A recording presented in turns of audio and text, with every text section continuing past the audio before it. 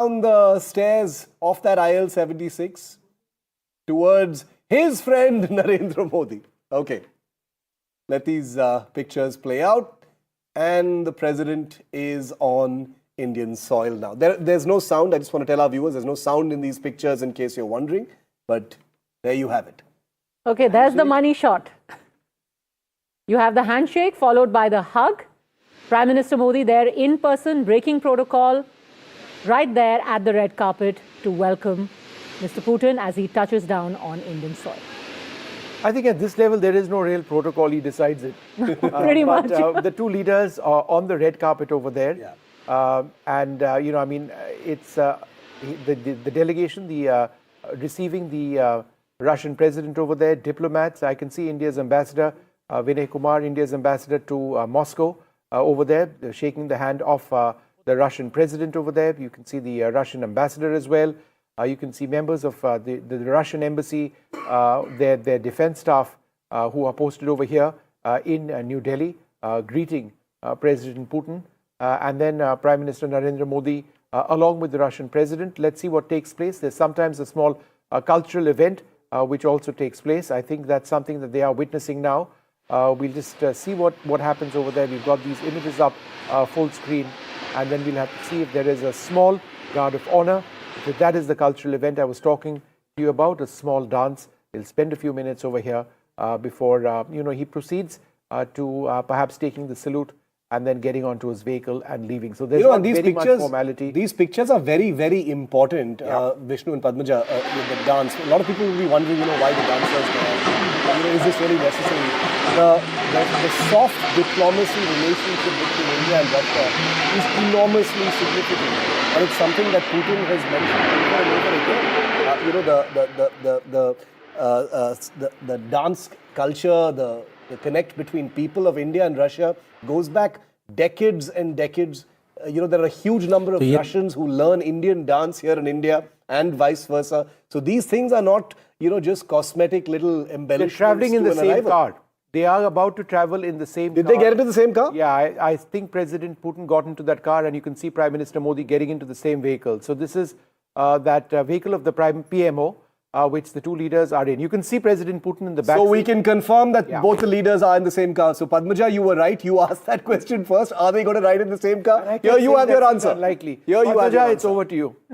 Well, it's wonderful. Talking about the soft diplomacy, it's interesting about 10, 11 years ago when Prime Minister Modi had gone to Ufa, at that time in a very small... I was there in Ufa, yes. Well, yeah. So in Ufa, you had an entire community of Indians who were teaching yoga. Yeah. And you had about 50 to 60 Russians who used to wake up every day at 5 a.m. and at 6 a.m. they used to all assemble for yoga. And I was like, of all the places in the world, I hadn't expected people to wake up at 5 a.m. to do yoga in Ufa. But you're right. That's what soft diplomacy is all about. Yeah. And that is why we keep analyzing these small gestures, the cultural exchanges, the cultural shows. This gesture of traveling in the same car, we will very likely get that picture of the two of them smiling at each other.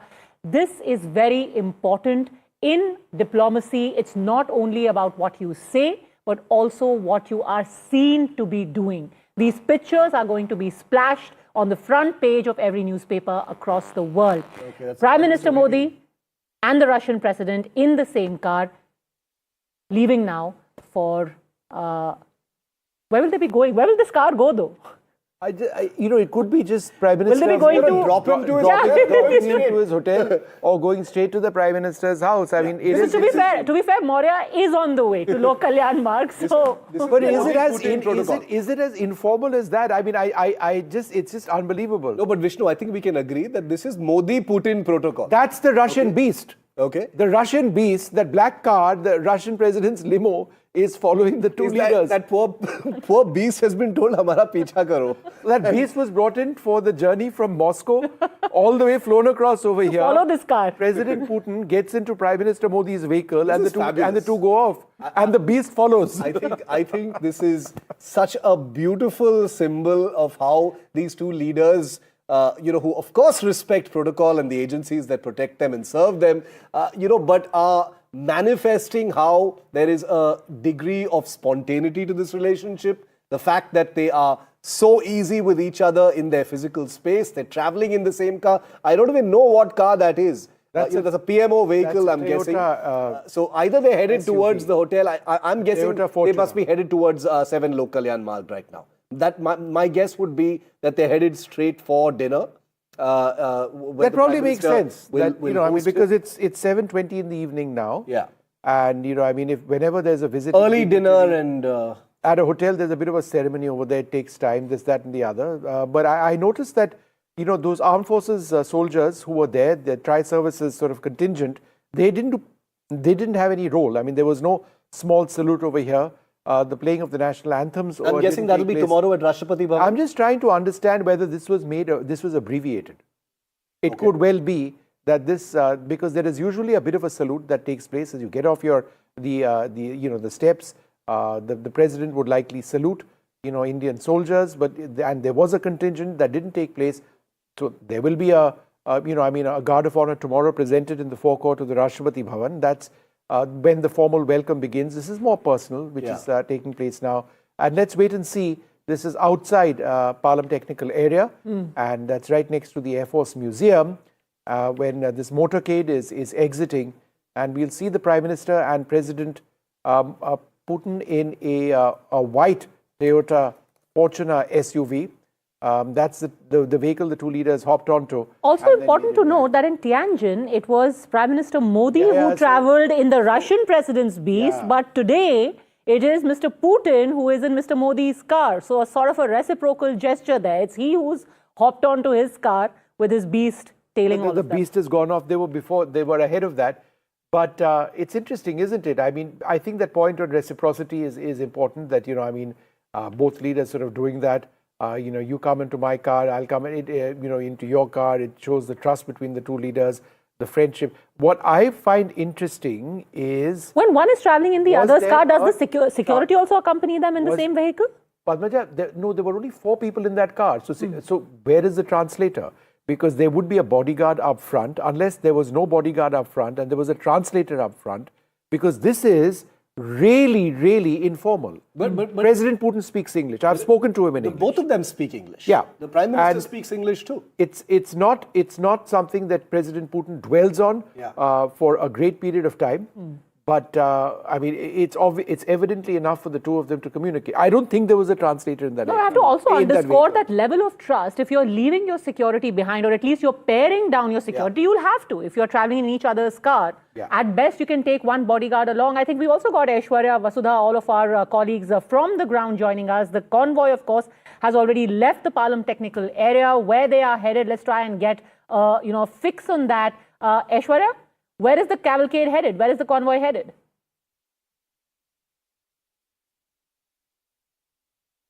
All right, we'll just try and get back to our reporters. You would imagine that there is quite a lot of movement in that entire area. We will try and fix that connection and go back to them. But a very, very... Okay, Vishal Vivek is joining us now from Bharat Mandapam. Any fix yet on where both the leaders go next, Vishal? Well, as you guys have been rightly discussing that it could be either the PM house or, it could be the ITC Maurya where Vladimir Putin is expected to be living. But the dinner is supposed to happen, that we've heard from sources, that the big dinner between both the leaders will happen. So all eyes will be on that, whether there are discussions that we have all been talking about, whether it's defense, whether it's AI, whether it's, cooperation when it comes to, exchange of personnel, because Russia has been wanting at least 500,000 skilled workers from the Indian side only. So that is one of the biggest points of discussions that both the sides will have. So all of that will be coming into play in the next hours, few hours or so. But the main, the main gist of the whole the visit, that will be tomorrow, because tomorrow the Russian president will be meeting officially the Prime Minister of India and also the President of India, and also there will be meetings with the business leaders of both the sides. That will be at 3 p.m. in Bharat Mandapam, where I am right now. There was a big conference here today as well. Some senior ministers of the Russian side were here. We're trying to get a fix for our viewers on where the cavalcade is headed right now. Akhilesh Sharma, managing editor, is also with us. Akhilesh, Both the leaders are in the car making their way towards, I'm presuming, the Prime Minister's residence. What are you hearing?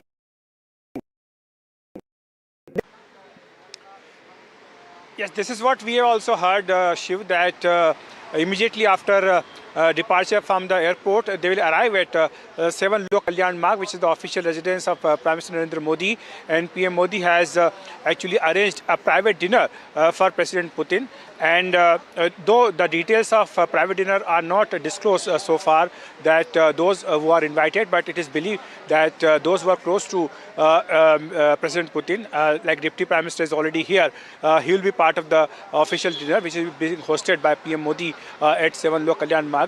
And apart from that, PM Modi has also invited a few senior cabinet colleagues for this meeting. And there will be informal discussion as far as this dinner is concerned, and because this is unusual. First, Prime Minister breaks the protocol to receive President Putin at the airport, and now without being given the guard of honor, which will actually happen tomorrow at the President House, the private dinner is being hosted right now, and they are traveling in the same car. That is also a signal about the bond and the friendship both the leaders share. Sure. Let's also go across to Himanshu, joining us live from Sardar Patel Marg. I believe the security has been set up there. The Prime Minister's route is going to pass through that area. Over to you, Himanshu. Well, I'm standing a few meters from the SP Marg, and on my left side you can see the PM security protocol, and this is the cavalcade. We can see perhaps the first car in the cavalcade, which has just crossed our television screen now.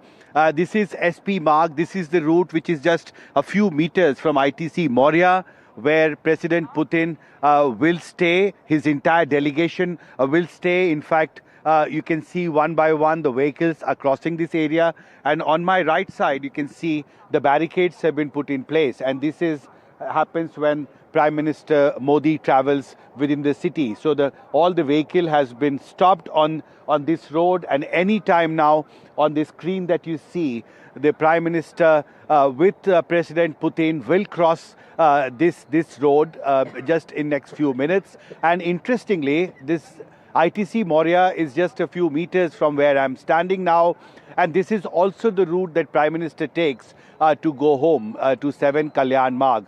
So I think we'll have to wait for perhaps a few more minutes. But as you can see, the PM security protocol has been activated on SP Marg. This is exactly the route that Prime Minister Modi had taken when he had gone to Palam technical area to receive President Putin.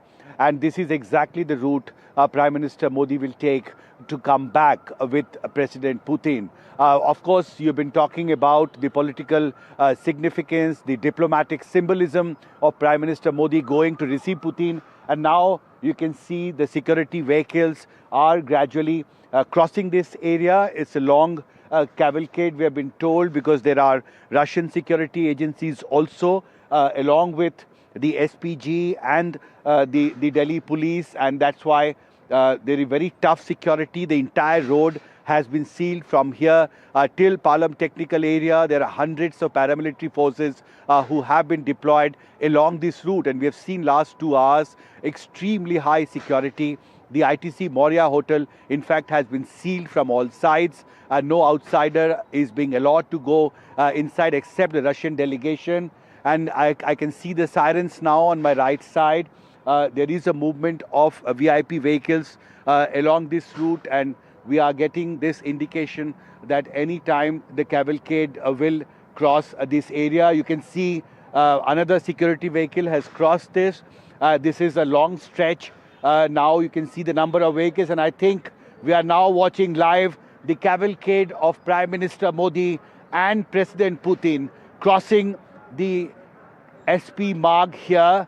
These are live visuals we are giving. It's a long cavalcade. You can see these are SPG vehicles and also vehicles belonging to Russian security agencies who have escorted Putin to India. And this cavalcade now has passed, and from here the distance to 7 Kalyan Marg, Lok Kalyan Marg, I think, is just a couple of kilometers. So next few minutes, both the leaders will be at PM residence, and the private dinner that Prime Minister Modi is hosting. He's going to stop off at the start ITC Moria, where Himanshu is reporting from, but he's going to go straight across. Let's go quickly across to Professor Andrew Latham, who's been waiting very patiently, and Daniel Block. Daniel, let me come to you first. How would the United States, specifically President Trump, see this visit? Well, I'd say first, I'm not sure how much Trump himself is paying attention to this visit, given how scatterbrained he can be and erratic. That said, I think not terribly well. And, I don't know if he's aware that this is a visit that happens every year, but certainly it is happening, or not every year, excuse me, that the two leaders meet relatively frequently. But certainly this is something that's happening in the context of deteriorating U.S.-India relations. We know that Trump has been very harsh on India for a variety of reasons. And one of his stated reasons, I don't know how much this is actually motivating him, is that India continues to maintain warm ties with Russia. So I think that this might irritate him, again, to the extent that he's paying attention to it. And I think his reaction to it will ultimately depend in some ways on what, if anything, the two leaders say about the United States coming out of it. Is this an opportunity for Modi to double down on kind of the trade conflict with the United States, or does it lead to some softening, or do they say nothing about the United States at all? My guess is the final is going to be what happens, and perhaps that's the wisest option in some ways, because again, I really don't know how much Trump himself is paying attention to this visit. Sure. Let me just quickly go across to Professor Andrew Latham, Professor of International Relations at Macalester College. Professor Latham, India has a stake, obviously, like so many countries in the peace process. In Europe, we've had Prime Minister Modi visit both Kiev and Moscow in the past, speak to President Zelensky and President Putin. Do you believe this is something that's likely to come up? I think so. India's strategic posture of multi-alignment and strategic autonomy means that, yes, Prime Minister Modi can be friendly towards President Putin, and the two countries can have close and perhaps growing economic, military, and diplomatic relations. But on the other hand, India also has to strike not just a pose, but it has to be serious about promoting peace between Russia and Ukraine, and has done so since the beginning of this conflict. And so it's a balancing act of sorts. On the one hand, yes, we are close friends, not allies, but close friends and partners with Russia. On the other hand, we have an interest in advancing and promoting the peace process between Russia and Ukraine. So I cannot imagine that this will not come up over dinner, even in polite company. Tarak Artha, this isn't just about playing the balancing act. The Prime Minister of India has gone out of his way in order to receive President Putin at Palam. What do you think America is thinking right now, or Mr. Trump is thinking right now, looking at these pictures, the two of them in the Indian Prime Minister's car, that hug and handshake? Well, he did the same thing. First of all, I think it's important. Right? He went and, he personally went and brought him from the airport. So I don't see why he should complain. He could say, perhaps, flattery, the imitation is the best form of flattery. But, what astonished me actually was that joint article by these three ambassadors. I don't know whether you saw that. Yeah, we did. Who didn't? What did they think? What did they hope to achieve? You're not going to bother me. You don't bother me. You don't bother Putin at all. So was this some kind of clarion call to Trump saying, we are behind you, we are doing the things that we can. You sit in Delhi and write about that. Supplicants. That's not diplomacy. I don't know what it is. No, it is. In fact, Ambassador Yash Sinha, would you like to come in on this? That message by those three leaders. They're obviously pursuing their agenda, but they're on our soil and they know our sensitivities. Was it a bit insensitive of those leaders to be, writing in the way that they did? Vishnu, the three ambassadors wrote boilerplate stuff which is reflecting the positions of their respective governments. Yeah. But could they have used more temperate language? Certainly. Could they have avoided writing an article just on the eve of the visit of President Putin?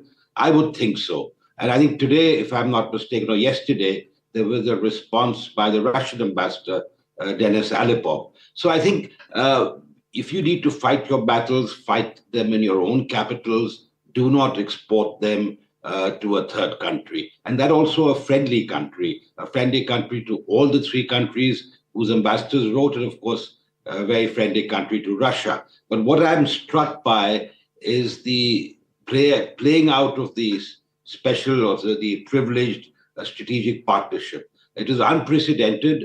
I know it's for the seventh time that Prime Minister Modi has gone to the airport to receive a foreign leader, but then for them to travel together in the same car to Lok Kalyan Marg is again a gesture that the whole world will be watching. And this is India's strategic autonomy at play, multi-alignment, hedging, whatever you call it. But India cannot be taken lightly. And this is the message that is going out to the world. Lieutenant General Saha, do you think in that sense this is a response? Not to say that the Prime Minister should be troubled by what's written in a newspaper, but in a sense saying, look, you may be trying to pressure India, far from it. We're going to do exactly what we want and we are going to underscore it.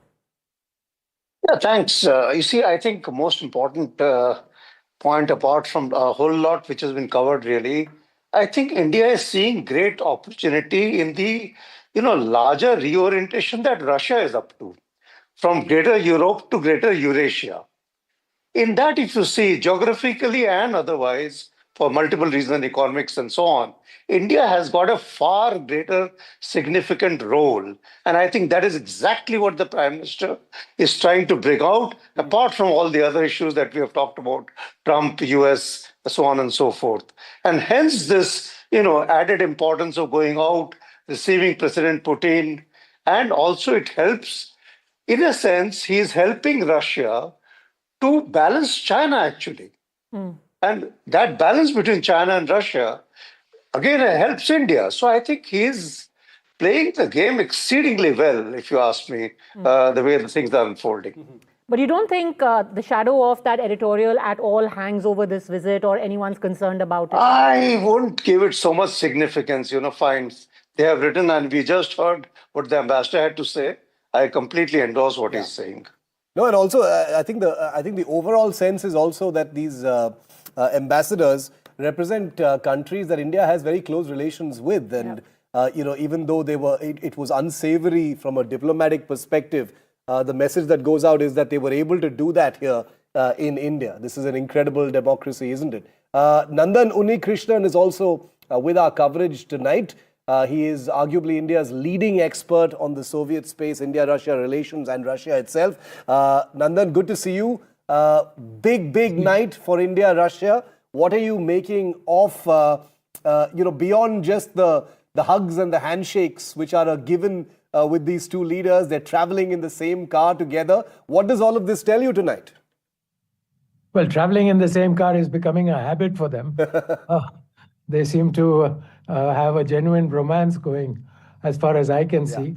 But at a more serious level, I think we are at a juncture in geopolitics where India needs to have close consultations with leaders of all the major powers. And Russia is no exception. And given our long history of as Putin said, unique relationship, if you take it from the time of independence, there is much that Russia and India have to discuss because the geopolitical waters are not undisturbed, as it were. But Mr. Unnikrishnan, let me ask you this quick question. Is it also not true that India is looking for Russian engines for our rockets, one that is more powerful than the Vikas engines, and therefore for putting satellites in geostationary orbit, we may have a more effective engine available? I believe that's something that we may be collaborating on now. Could you share some details?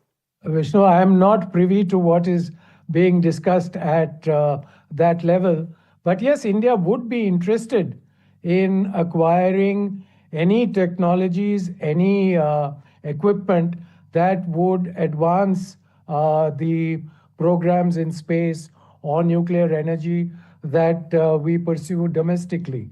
So undoubtedly, we will be looking for equipment and technologies. What we end up with is something that I am not expecting to be announced at the summit.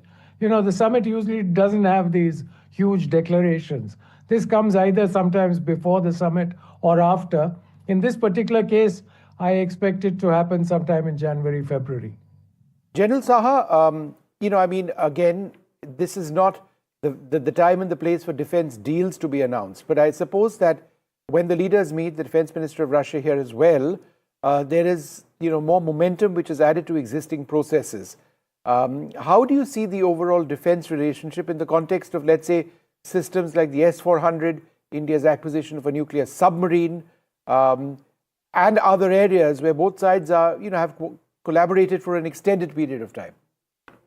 Very quickly, the Sukhoi 57 with transfer of technology, but with a caveat of licensed production, is going to be on offer. And it will be put out as a stopgap until the AMCA gets developed. Then likewise, the Sukhoi 35, that will also be on offer, with, of course, all the latest ISA and all that. And S-400, since you specifically asked, I think we are still to receive 2 which are pending. And I would imagine post-Sindoor, the Air Force certainly would want more. S-500, of course, is fantastic. I think it will be discussed. And submarine lease, as you're talking about, rather than procurement, I think the lease would be on offer. These would be the major ones. But having said that, I think Sukhoi 30, the upgrade package must come. And you see, that is the areas, little bit of this older generation equipment. I think we should insist on the transfer of technology there as well. Mr. Unikrishnan, in fact, even before Mr. Putin touched down, we had, our defense minister and Russia's defense minister co-chairing the 22nd India-Russia Intergovernmental Commission. And what the Russian Minister for Defense said over there, the fact that our bilateral relations have a strategic character and the partnership with India is a key factor for the balance in South Asian region and global security in general. So the grounds have already been laid of what this relationship in the field of defense is going to be from here on. Yes, absolutely. I mean, as far as Russia is concerned, India is a critical partner in not only on the economic front, but even on issues of global security. It's not only the defense relationship in terms of equipment. You can see us exchanging information, cooperating with each other in Afghanistan, for example.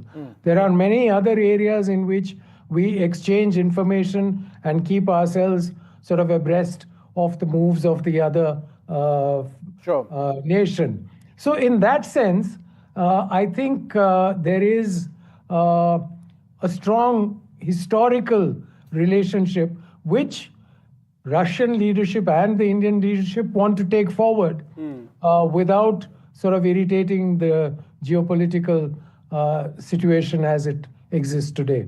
Yeah, because even what we've seen so far in the first hour, less than an hour since Putin has landed, there's so much messaging, there's so much breakage of protocol, no shortage of subject matter to analyze what the reactions from other countries are going to be like, most of all from Trump. But General Saha, you had something to add to that? Yeah, sure. You see, the thing is, from the point of view of Russia, and talking about this point which Mr. Undi brings out, they see, I think, India as a bridge between Gulf and Indo-Pacific. Whereas the Americans see us from an Indo-Pacific perspective. And I think that's a significant difference, you see. And that is where I say, I think Prime Minister Modi is seeing opportunity for India. You know, where is that cavalcade? I mean, probably the motorcade would have reached. They should have reached Lok Kalyan Marg by now. They were at SP Marg about 15 minutes ago. So, there are no traffic signals, I assure you. It's not like they're stuck in a jam or something. Nandan and General Sinha, before the cavalcade left from there, we were arguing about whether Prime Minister Modi is going to drop President Putin at the hotel and then go home. Or they're going to go straight You know, to 7 Lok Kalyan Marg. It's actually a great example. This is the way to reduce your carbon footprint. You say, let's all travel in like the same vehicle. Next thing you know, they're going to be getting a bus at the summits, and everyone traveling together. Yeah, I don't think they've met traffic at Shantipat or Satya Marg or anything. I've always wondered, without traffic, how much time it takes to travel from the airport to, let's say, that Moria. It would probably take just 2 or 3 minutes at the speed at which these vehicles travel. But I can't tell you how I know this, but it's about 6 minutes. Oh, really? No, that's impressive. Yeah. Ambassador Yash Sinha, we keep talking about weapon system, and that's perhaps visually the most interesting part, of the Indo-Russia equation at one level. But hard commerce and hard trade, the fact that there is a trade imbalance between the two countries, we sort of import a lot from Russia, we export very little. What can be done to realistically fix that? I think that's going to be a key point on the agenda for the talks tomorrow, because, as you said, the trade is very imbalanced. I think it's the tune of $68 odd billion, of which we export only $4.9 billion. So I think we can export much more. There have been areas that have been identified, agricultural products, fishery, etc. And there are other areas which Russia can sort of gain from in terms of buying from India at a cheaper price. So I think till now, I think Russia has been fixated as far as trade is concerned with the West. But the circumstances it finds itself now, or China for that matter, they're looking elsewhere. And who better than India, their time-tested partner. So I think there's going to be talk on trade, energy, and defense. I think General Saha has covered the defense aspect quite well. Just to pick up on what Nandan had said about Afghanistan, because, we've been cooperating on Afghanistan for many, many years. I've personally been involved in that. But be that as it may, I think with the Bagram very much in the news now, I'm sure our experts and our foreign officers, etc., would be exchanging notes on how the situation is developing in the region. And I think because we have this special privilege strategic partnership, I think all these issues will come under discussion. Energy, certainly, because energy is another area where we are under pressure, but we haven't bowed to pressure. Yes, in October, our intake of Russian oil was reduced, but don't forget that Rosneft and Lukoil were sanctioned. And in December, we might see a further drop. But India will buy oil from the available sources in terms of price, in terms of availability. And I think that is in our strategic national interest. And I think this is a message that everyone should understand, because I find this completely unaccepted and double standards where countries preach to us that you shouldn't buy, and yet they buy themselves, they buy energy in huge quantities from Russia. So I think all these issues are going to come up for discussion. And I'm hopeful and I'm sanguine that the outcome of this visit will be something that will be of mutual benefit, but will also be a message to the rest of the world. I just want to tell our viewers that Sputnik is quoting the Kremlin to say that Prime Minister Modi's decision to meet the Russian president at the aircraft ramp was unexpected and the Russian side had not been informed in advance. So what did I tell you? My sources said they had no idea. My sources were pretty well placed. Sometime, and I would suggest 5 p.m., the Prime Minister said, "Chalo chalte wahan airport." And, that's what happened. And then Putin gotten into President Modi's vehicle and they went off to his house. It's as simple as that. I mean, this is what friends do. Really? He told his driver, "Chalo chalte hain." And he just hopped into his car. No, but Ambassador Sinha, what does that mean, though? Sputnik reporting that the Russians had no idea about this and it was presumably a pleasant surprise at the Palam terminal. What does it mean, though? I would take it with more than a pinch of salt. Yeah, exactly. That's what I was going to say. Yeah. So it's all planned is what you're trying to say. How could they not know? I mean, one of the most protected world leaders. You boffins at the External Affairs Ministry could have told us earlier, but chose not to. I think that's what he's trying. No, I mean, look at those pictures. It's not like, he looks startled or he's like, "Oh my God, what is this person doing here?" It's very apparent that it was planned. However, that is what Sputnik is reporting for the time being. We, of course, are going to talk about what happens in the next few hours, what will be discussed over that dinner, what happens in the next 24 plus hours tomorrow. We have to stop for a very, very quick break at this moment. The biggest story here on NDTV.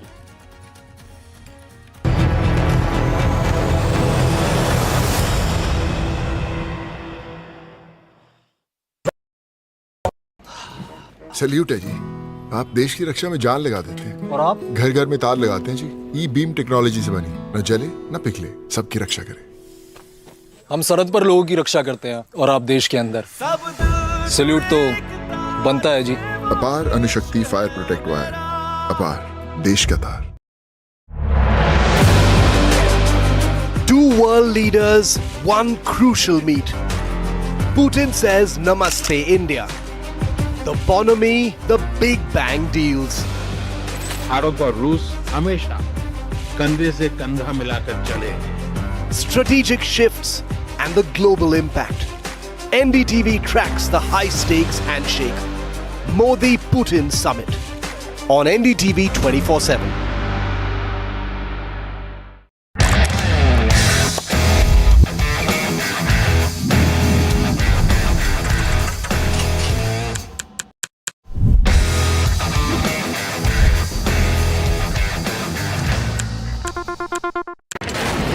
Front lines of Kargil, the fury of Operation Sindhu, so many attacks, the chaos and cries of disaster zones, to fighter jet cockpits, and the world's most defining interviews. It's incredible. He has seen history break, live, unfiltered.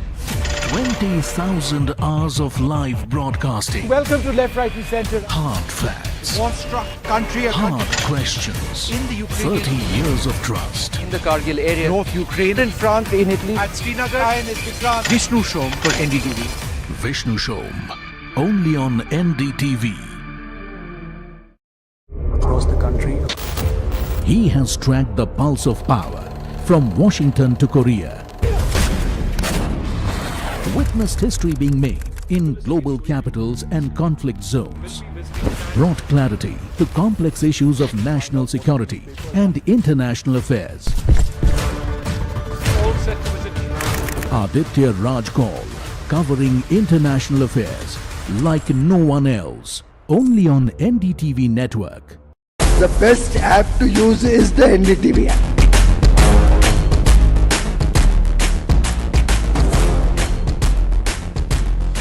दुनिया भर में जब भी भारतीय media की चर्चा होती तो एनडीटीवी सबसे पहले जिक्र में आता है। मैं आपका बात से सहमत हूं। उल्टे हम भी जब विदेश जाते हैं, the best app to use is the NDTV app.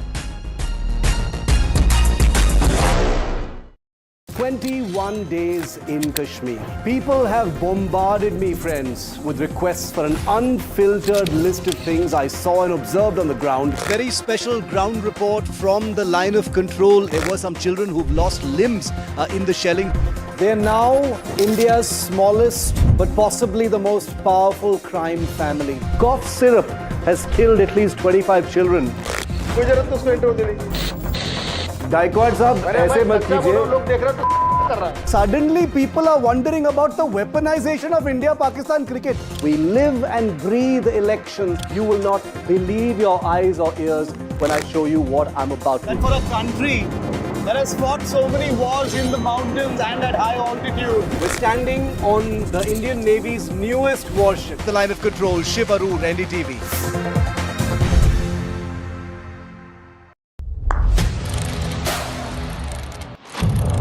What seems settled for me is unfinished business. So I rewind. I pause. I reflect. I dig until what's buried stands up to be counted. Breaking ground, not just headlines, the meaning behind them. This is Breaking Ground with me, Vedika Sood. Namaste, India. As you all know, I've been traveling around the world with my music. But this one is truly special. Something that's India. You all must have seen the magic that was created in Confrontation. Now it's your chance to experience it with me.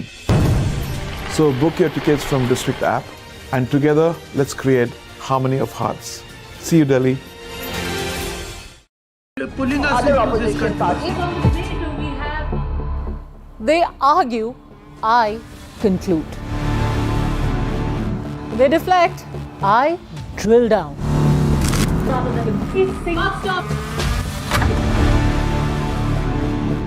This isn't a free-for-all.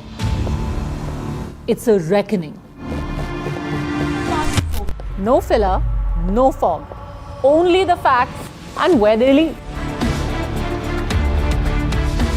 Every night at 9, the case closes because the buck stops here. I don't sugarcoat. I shoot straight and tell you stories.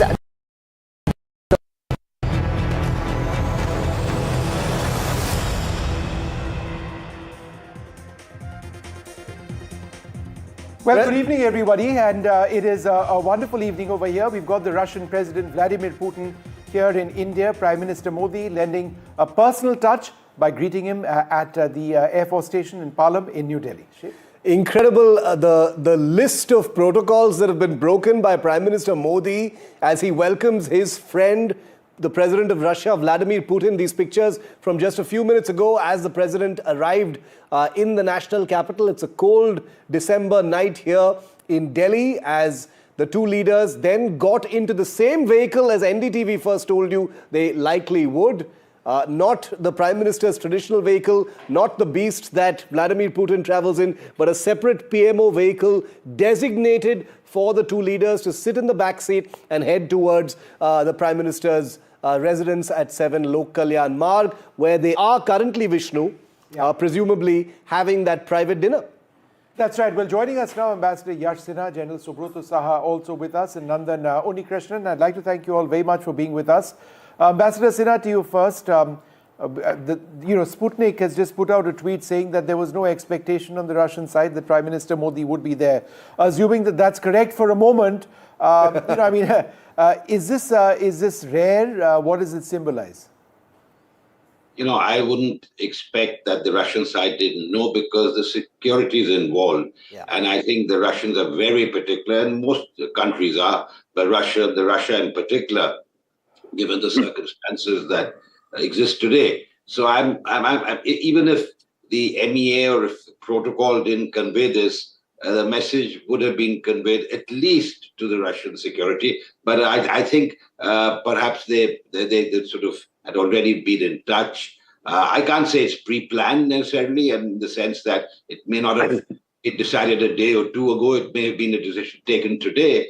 But I feel that the Russian side would have known. But then again, I'm not privy to what exactly happened. Normally, I've handled a few visits, so I know.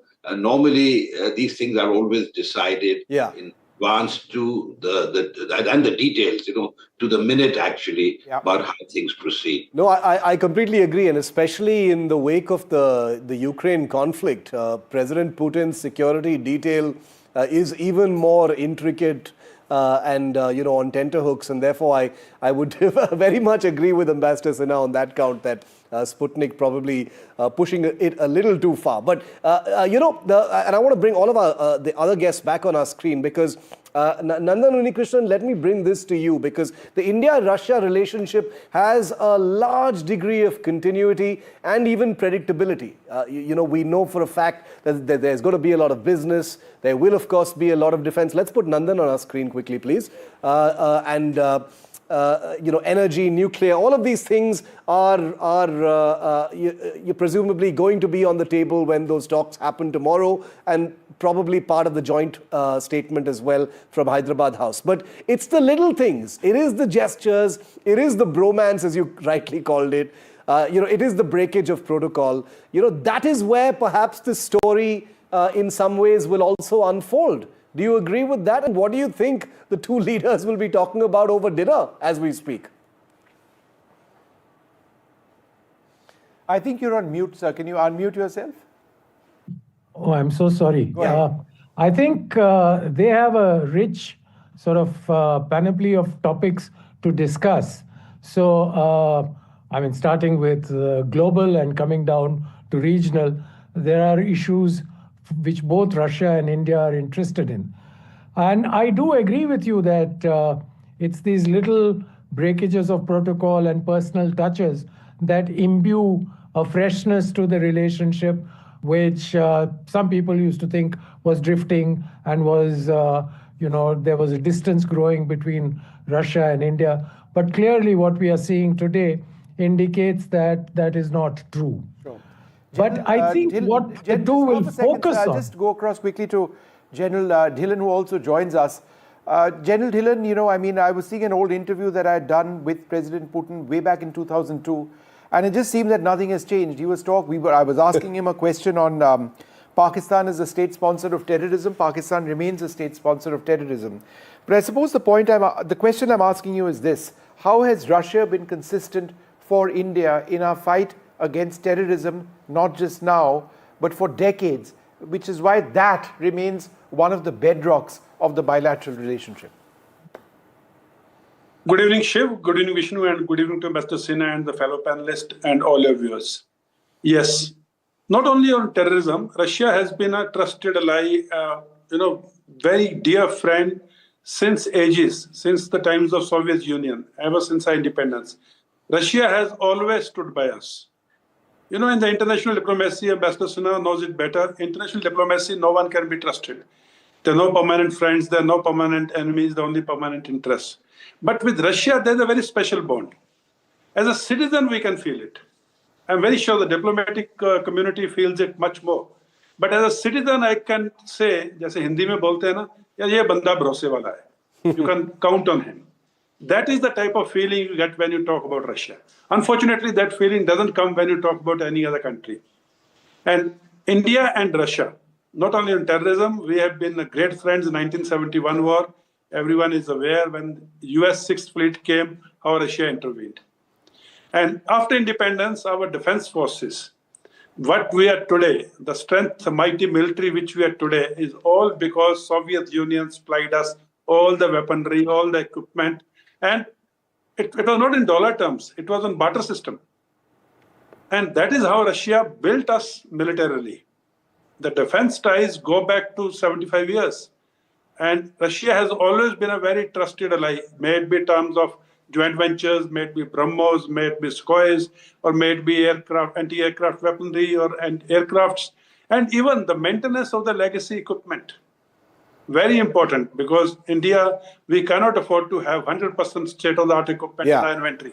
No, General Dhillon makes a very important point that, ये भरोसे वाला आदमी है at a time when there's not a lot of bharosa going around, geopolitically speaking. I think that's an important point that you make. But, the two leaders, like Nandan was saying, there's no shortage of topics for the two leaders to talk about, even at this quiet private dinner that the Prime Minister is hosting with the Russian leader right now at 7 Lok Kalyan Marg. Vishnu, I'm wondering whether they're going to talk about Trump. Well, I'm wondering whether Trump would speak about them. But let's bring in Shishir Priyadarshi, President of the Chintan Research Foundation. Mr. Priyadarshi, I think one of the things that they will be speaking about is Ukraine. And I think that's important. From India, we want the war to end, obviously, but we also want a resumption, for example, of the oil trade. It's going to come down now because there are more American sanctions. The moment the war goes away, presumably American sanctions on us will also end. So there are economic interests tied up to this entire business. So do you believe that that's going to be discussed very closely? Good evening, Vishnu, and good evening to others too. Before I answer that, let me just give a second on this spontaneity, lovely discussions you've been having. When one was exposed to diplomacy first, you learned that spontaneity is a well-rehearsed art. And you probably rehearse it well before expressing it. But on that, just two quick points. One is, even if it was communicated, and I'm certain it was communicated to President Putin's entourage a few hours before, it has a much greater impact than something that you've done, 3 or 4 days ago as part of the plan. The other thing I think is very important, and this must have been very well thought out, that he will be there and it will be projected by media as something done very spontaneously.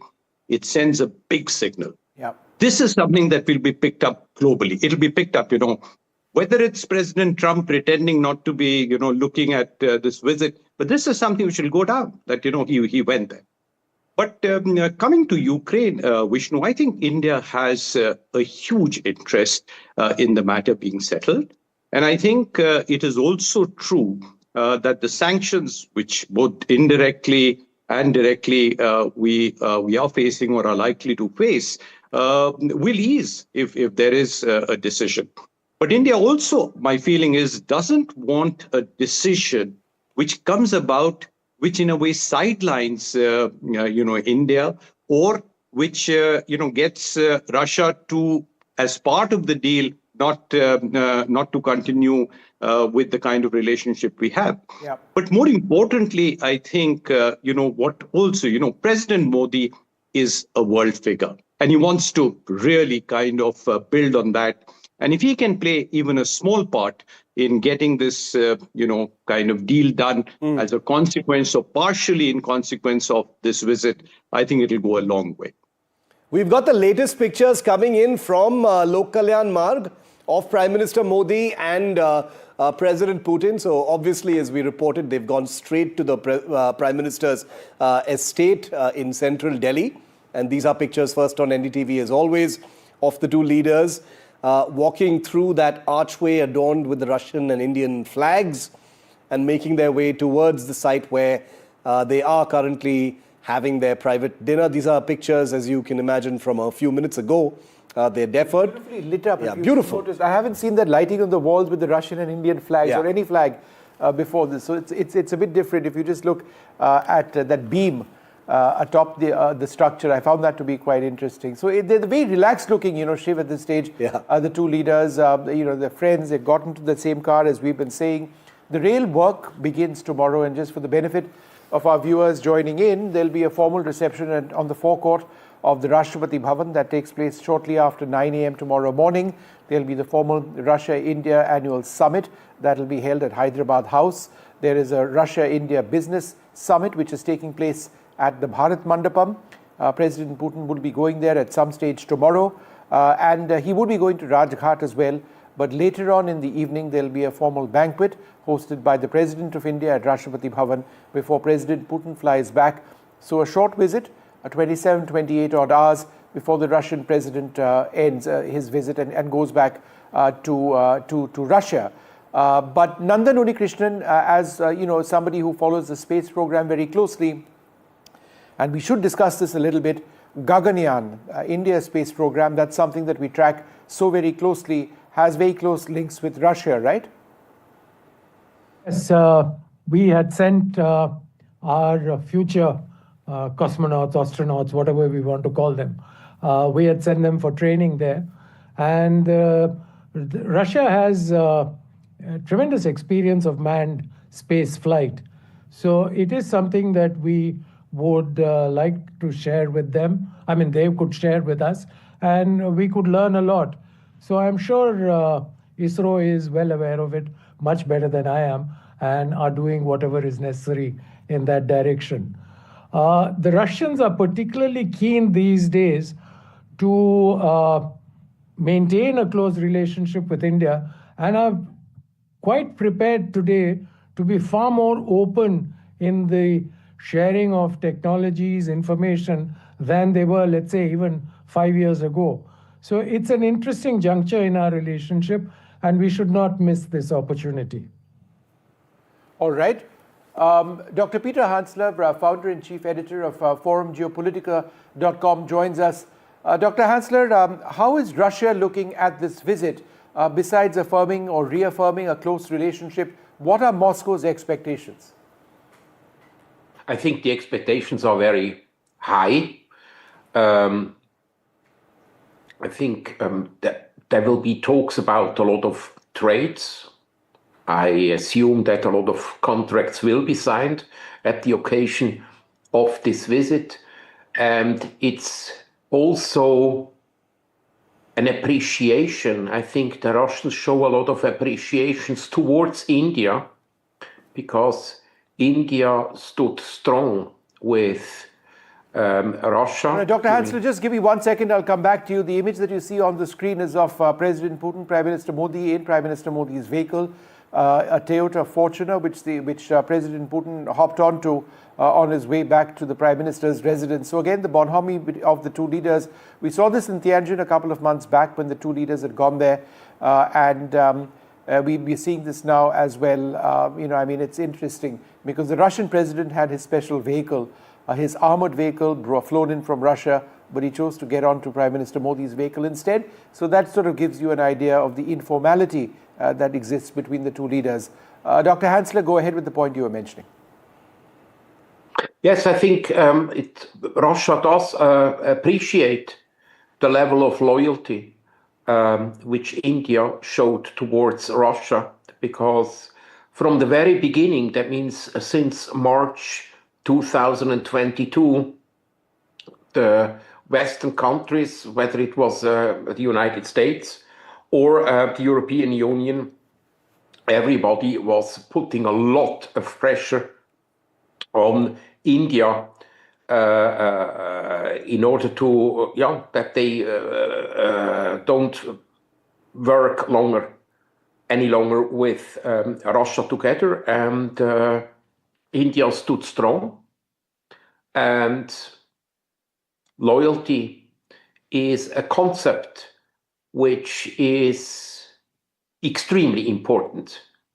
Dr. Hansler, just give us half a second. We're going to quickly move on now to another important part of this relationship, a look at the defense relationship between the two sides. Shiv and I were looking at the S-400 surface-to-air missile system, the S-500 system, which India might be interested in the future. Let's just play out this report and give our viewers an idea of something that interests both sides very closely.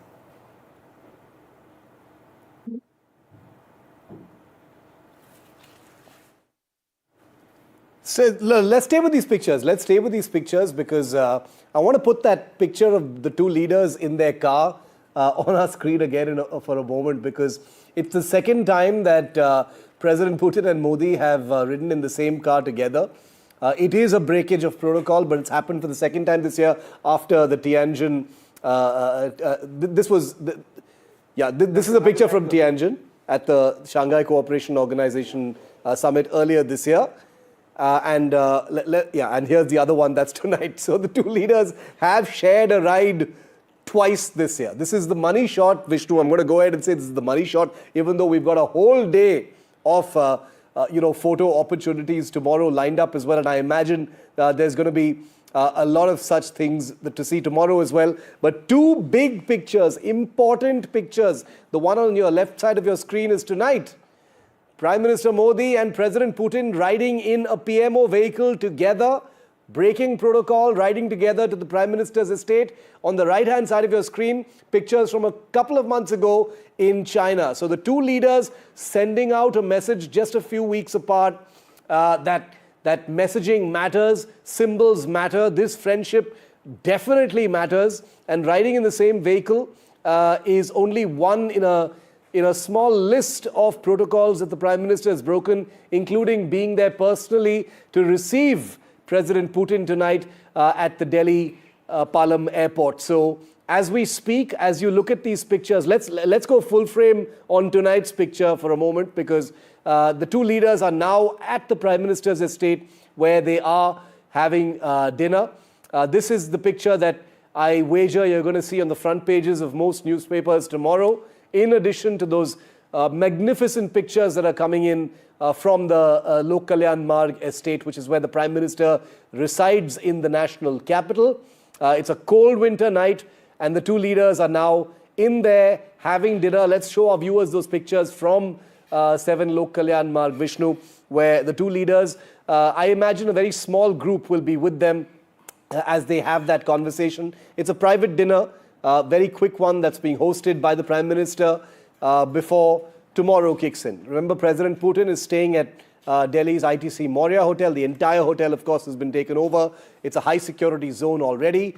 Tomorrow, the day begins at 11 a.m. There are protocol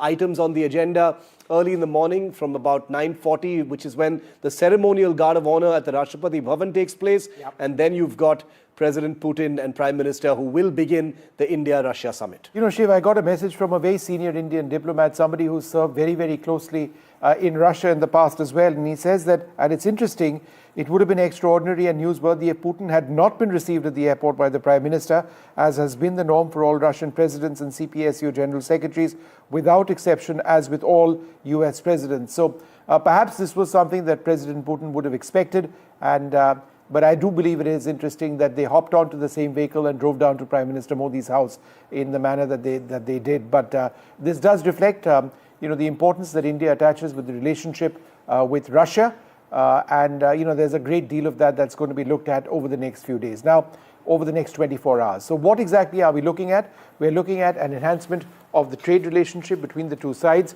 Agriculture is one area that India would be looking at, and Russia, pharma as well. Energy, in terms of potential future Russian continued collaboration in the nuclear field. Defense, though don't expect any defense deals to be signed. This is a bilateral relationship where there is a distinct trade imbalance. India imports a lot more of Russian products that primarily by Russian oil supplies than the other way around. And both sides are interested in righting that, which is why tomorrow at the Bharat Mandapam, in the heart of New Delhi, we expect leaders of both sides, along with business leaders, and there is a massive Russian delegation, I believe 400 strong, Shiv, who are over here and who will be talking business as well, and you know, looking to engage Indian industry. Russia at this stage is a war economy. A lot of their economy is progressing, but it is being driven into fueling that war against Ukraine at this juncture.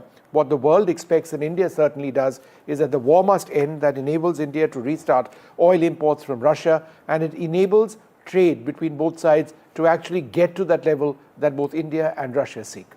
Ambassador Ajay Malhotra, former Indian envoy to Russia, is also joining our rolling coverage tonight. A very big night. Ambassador, welcome. Your word on you know, how the Prime Minister received the Russian president. It's a big day tomorrow. You know, we've discussed in a fair amount of detail what's on the table. But this very special relationship, especially amidst all this geopolitical churn, we know who's watching. But the small gestures, what do they mean? Your take, sir.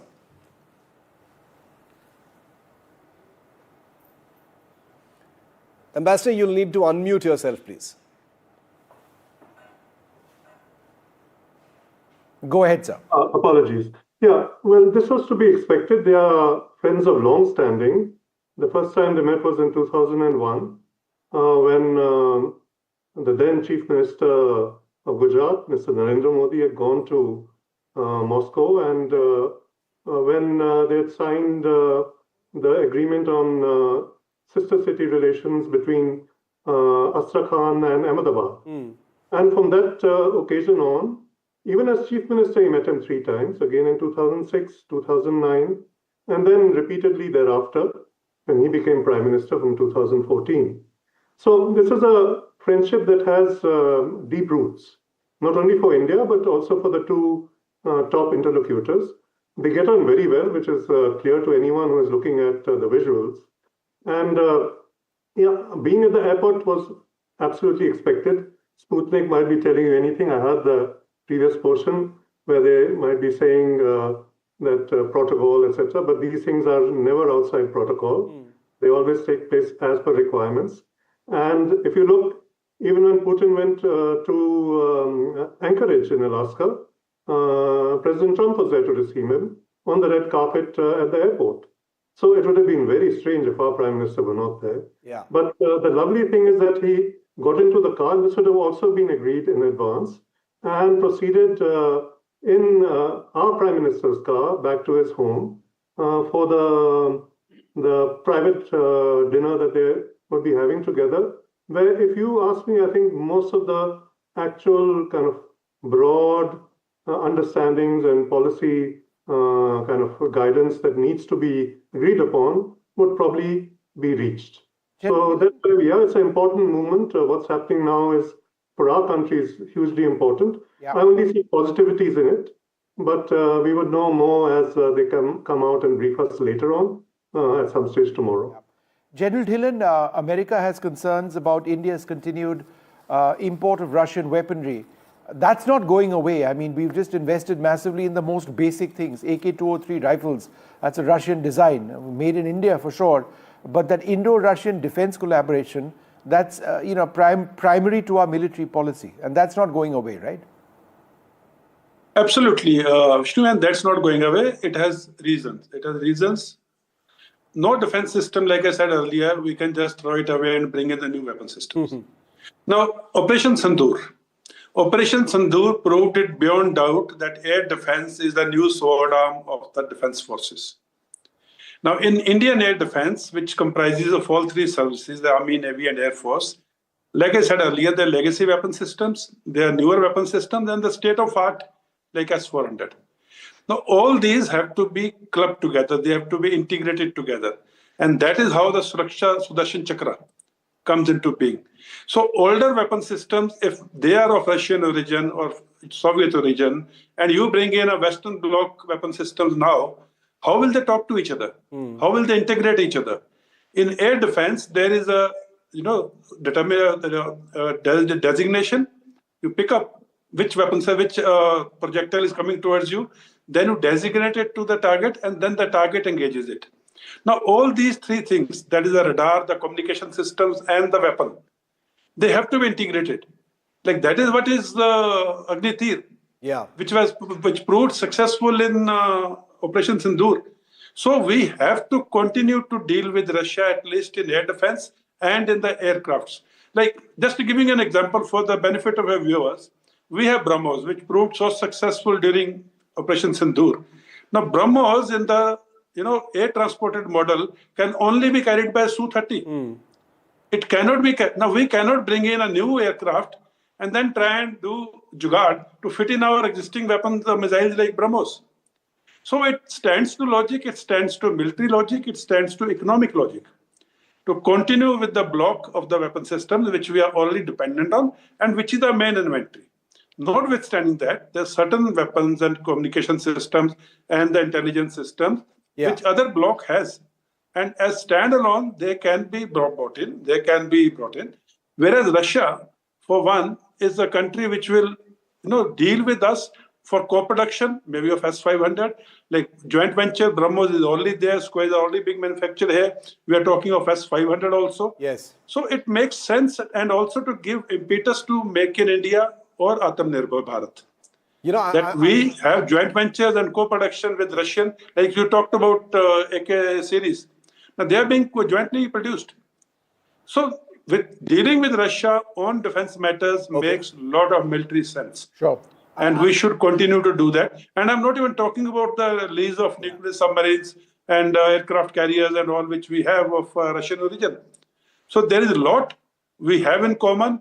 And more than anything else, the trust which we have the Russians is beyond. That's very crucial, and we saw that during Operation Sindoor as well, General Dhillon. And you've written a book on it, so you know what you're talking about when it comes to what India did and that relationship and how it played out. I'm glad Ambassador Malhotra clarified for us and brought us that perspective that there is no breakage of protocol. These things are all well within protocol, but here it is. Here's how the protocol's been bent, if I may use that phrase then, of the Prime Minister being there, welcoming Putin and then riding with him in that car. And I agree with the perspective that it would be surprising if the Prime Minister wasn't there. That's something that Vishnu and I have been saying from the start as well. Given everything that we've seen for the last 12 months, it would be unthinkable for the Prime Minister not to be there for his friend Vladimir Putin. Vishnu. No, absolutely. Shishir Priyadarshi, let me just come back to you. For you, what would the big takeaways of this visit be? Because, to expect a massive change economically would take time. There is nothing wrong with the strategic relationship. It's a very privileged strategic partnership. For you, what can realistically be achieved? Vishnu, two things. One, certainly, look, there is a huge trade imbalance. You talked of it. Let me also give the figures. Our trade is about 70 billion, but we import 65 billion, close to it, and we are only exporting 5 billion. So Russia obviously has a huge rupee surplus. Now we've got to find ways to provide an impetus to Indian exports to Russia. And I think this will have to be done in a very targeted way. I don't think it can be done by simply talking about the need and, with ministerial delegations saying, oh, we must increase this and that. We should pick 3 areas. And I've done a bit of research on this. And if you ask me, I think pharma, textiles, and machinery. Focus on these 3. It's not an exclusive list, but to begin with, let the people in commerce, let the people in MEA just focus on these 3 things. Because look, there has to be some kind of a balancing to this skewed relationship. So that's certainly one thing that I would hope to see come out of this. The second, since you were just speaking about defense, but the same goes elsewhere too, we are dependent. But I think I'm hoping, and we've done a bit of work on this, that the relationship moves from a pure buyer-seller relationship to a much bigger co-production and co-development relationship. General Saab is absolutely right. If you're deploying, a certain missile and a certain aircraft, it will remain. But then, can we not start producing, or at least, as much as possible of whatever is required, rather than just purely importing it? A third point, which is not really related to this, I don't know whether it will get reported at all or not. My feeling is India's presidency of the BRICS is going to be talked about. Yeah, absolutely. It's a very, very tough year to take on. And, BRICS is going to be in the limelight. President Trump will, show all guns across to the BRICS. And I think it will be India and Russia working in close tandem behind the scenes largely to ensure that India's tenure as presidency of the BRICS is as successful as our presidency of the G20 was, especially given the fact that on the other side, it's the US holding the presidency of the G20. So I have this feeling that this issue would certainly be talked about, and I'd be looking for little details on what comes out. The BRICS point is a very important one, and I actually wanted to get into that next. Ambassador Malhotra, to you first, your perspective on that, talking BRICS and India's presidency. What's your view on that? And then I'll go to Dr. Hansler. Ambassador Malhotra first. Well, it starts on the 1st of January. Yeah. And I do know that we have been preparing for it. Consultations have been held and preparatory meetings, also with our Russian friends. And in fact, the point worth noting is that in every sector, our Foreign Office consults with the Russian Foreign Office in every division, every political division, whether it's Latin America, West Africa, ASEAN, etc. The counterpart divisions do consult. And so similarly, with BRICS Plus, as it is now known, we need to see that we act in a way that very successfully moves it forward. India is definitely up to speed on that, and we have the capabilities. So I don't see any problem in that happening. Outside pressures might be there to kind of trip us up or disturb things, but again, within BRICS itself, I don't think there are any serious differences at the moment, or any issues which might be so divisive that they cannot be got over by quiet and serious diplomacy. So I would say, good days ahead. India would have another cap in its feather as we move ahead on BRICS Plus. Dr. Peter Hansler, would you like to share a little bit more on your thoughts on BRICS? The fact that this represents at one level a huge challenge to what the United States and Donald Trump believes in. I mean, there's been very strong criticism of that. And yet all the leaders of the BRICS nations appear fairly committed, to sort of BRICS being a primary international forum. Is the question to me? Yes. Oh, I'm sorry. Because I do not, I didn't receive the sound very well from the Mr. Ambassador. But I do believe that for Russia, it's not only a bilateral issue with India, notwithstanding the fact that the relations are deep, very deep and friendly, as I mentioned before. And people, especially from the West, do not understand the term loyalty, the importance of loyalty in the Russian soul, not only in the geopolitical matter. That means it is extremely important, and among the BRICS members, the two largest with regard to population nations is China and India and Russia. I think this is basically a triumvirate of the leaders. And next year we will have India as with the presidency, and it will bring, in my opinion, these organizations a big step ahead. No, absolutely. And, as far as the India-Russia relationship is concerned, we've gone over many of the different elements that are front and center.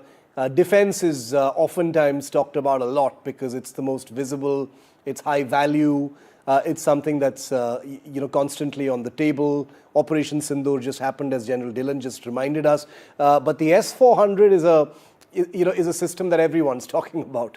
It is one of India's largest, if not the biggest deal that India signed with Russia in 2018. There are reports now, and Vishnu knows this, that India plans to repeat its order for another 5 regiments of the S-400 system. So just a moment ago, Vishnu and I kind of talked about this. Let's just play that out. This is an incredibly intricate relationship, but this is something that Vishnu and I have been looking at all year long. The S-400 is a missile system that's already in service with India, Vishnu, but the S-500 is something that Putin is pushing towards India. Tell us a little bit about both these systems and why they're so important. So I'm going to walk across to the S-400 that you've got on your side, and just for the benefit of our viewers, this is a system that's done incredibly well during Op Sindoor, it was our first line of defense during Op Sindoor.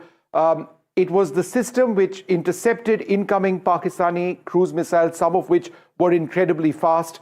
This is the system, Shiv, which knocked out that Pakistani AWACS aircraft at a range of 314 kilometers, which is a world record. Yeah. So in as much as the S-400 is able to do this extremely well, what you've got, or what we've got actually on this side, is the S-500, which is still in development, but it is a system which can intercept incoming intercontinental ballistic missiles. They look very similar. It's the missiles and the engagement radars and the long-range radars which are different. An intercontinental ballistic missile comes in at Mach 14 plus, 14 times the speed of sound. This system, the S-500, is able to launch its missiles to intercept incoming ICBM in space. No, so that's what it's the S-400 that Vishnu was just talking about, remember, it was ordered by India in 2018 as part of the biggest deal, Vishnu, that India and Russia have signed so far, $5.5 billion. Those missile systems performed incredibly well. They were game changers, as Vishnu said, during Operation Sindoor, and that's the reason why India is about to order 5 more. We're going to double our order for S-400s. That'll happen after the Putin summit, of course, but the S-500 is that big game changer that the Russians are now trying to push, which could be a co-production where, unlike the S-400, which was bought off the shelf from Russia, the S-500 could actually be built as part of a joint venture between India and Russia. And talking about... Shiv, just a few, just a few details about the S-400 itself. What you see actually over here on our screens are the missile launchers, right? The S-400 has several missiles that it can actually fire, about 5 missiles, some which can hit targets at about 40 kilometers, some going up to 400 kilometers. So it's got different missiles for different ranges. It's got very impressive long-range radars and an engagement radar. It's not just this, it's this plus various components, and they're all mobile. No, so, that's what's the big deal. $10 billion in terms of the S-400, many multiples of that for the S-500 mean that defense, needless to say, as Padmaja was saying as well, is the big sweetener of this relationship. Now, to be clear, no defense deals as such, are expected to be announced during this summit, but delegations that join both the leaders have been steadily pushing many ongoing negotiations forward, delayed deals for a nuclear attack submarine, warships, many other items that are on the agenda. Like you just said, repeat orders for the S-400. The S-500 is likely to be a kind of crown jewel for a partnership or a joint venture between India and Russia going forward. Welcoming Dr. Alexei Zakharov, Fellow Strategic Studies Program at the Observer Research Foundation, onto our coverage tonight. Dr. Zakharov, welcome. It's a cold night in Delhi, but a lot of warmth in the relationship, clearly. Sorry to be so cliched and cheesy, but it is true, because these two leaders enjoy a fantastic personal rapport. It's very clear to see. It's not something you can stage or choreograph. And the two are having dinner right now at the Prime Minister's residence. It's a big day tomorrow. You study this stuff very closely. What are you expecting to see tomorrow? Well, thanks for having me, first of all. Indeed, there are many visuals confirming that President Putin and Prime Minister Modi have good personal relations. Yeah. I think the main agenda will be tomorrow, and there are many expectations about the outcomes of this summit. I think that mainly, at least for me, I'm looking at the developments in trade and economic sphere. I think it will be a major focus of this summit. And it's also manifested in the fact that both leaders will attend the Russia-India Business Forum, which is a very large event. It attracted a lot of business people and companies from both countries.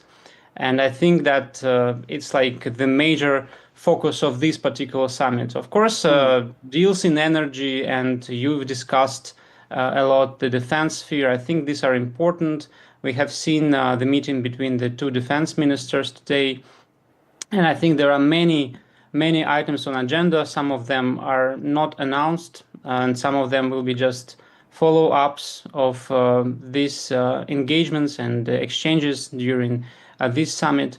But to my mind, what will be announced will be concerning the trade, will be concerning commercial agreements in different economic sectors between the two countries, in attempt to reinvent and to boost economic relationship.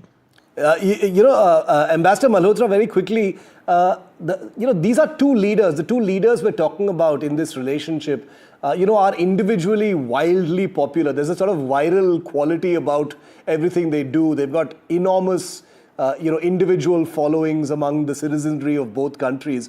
And they have this amazing relationship. But they're also individually not known to be easy customers when it comes to administration. They're hard taskmasters. They work very hard, not easy to bargain with.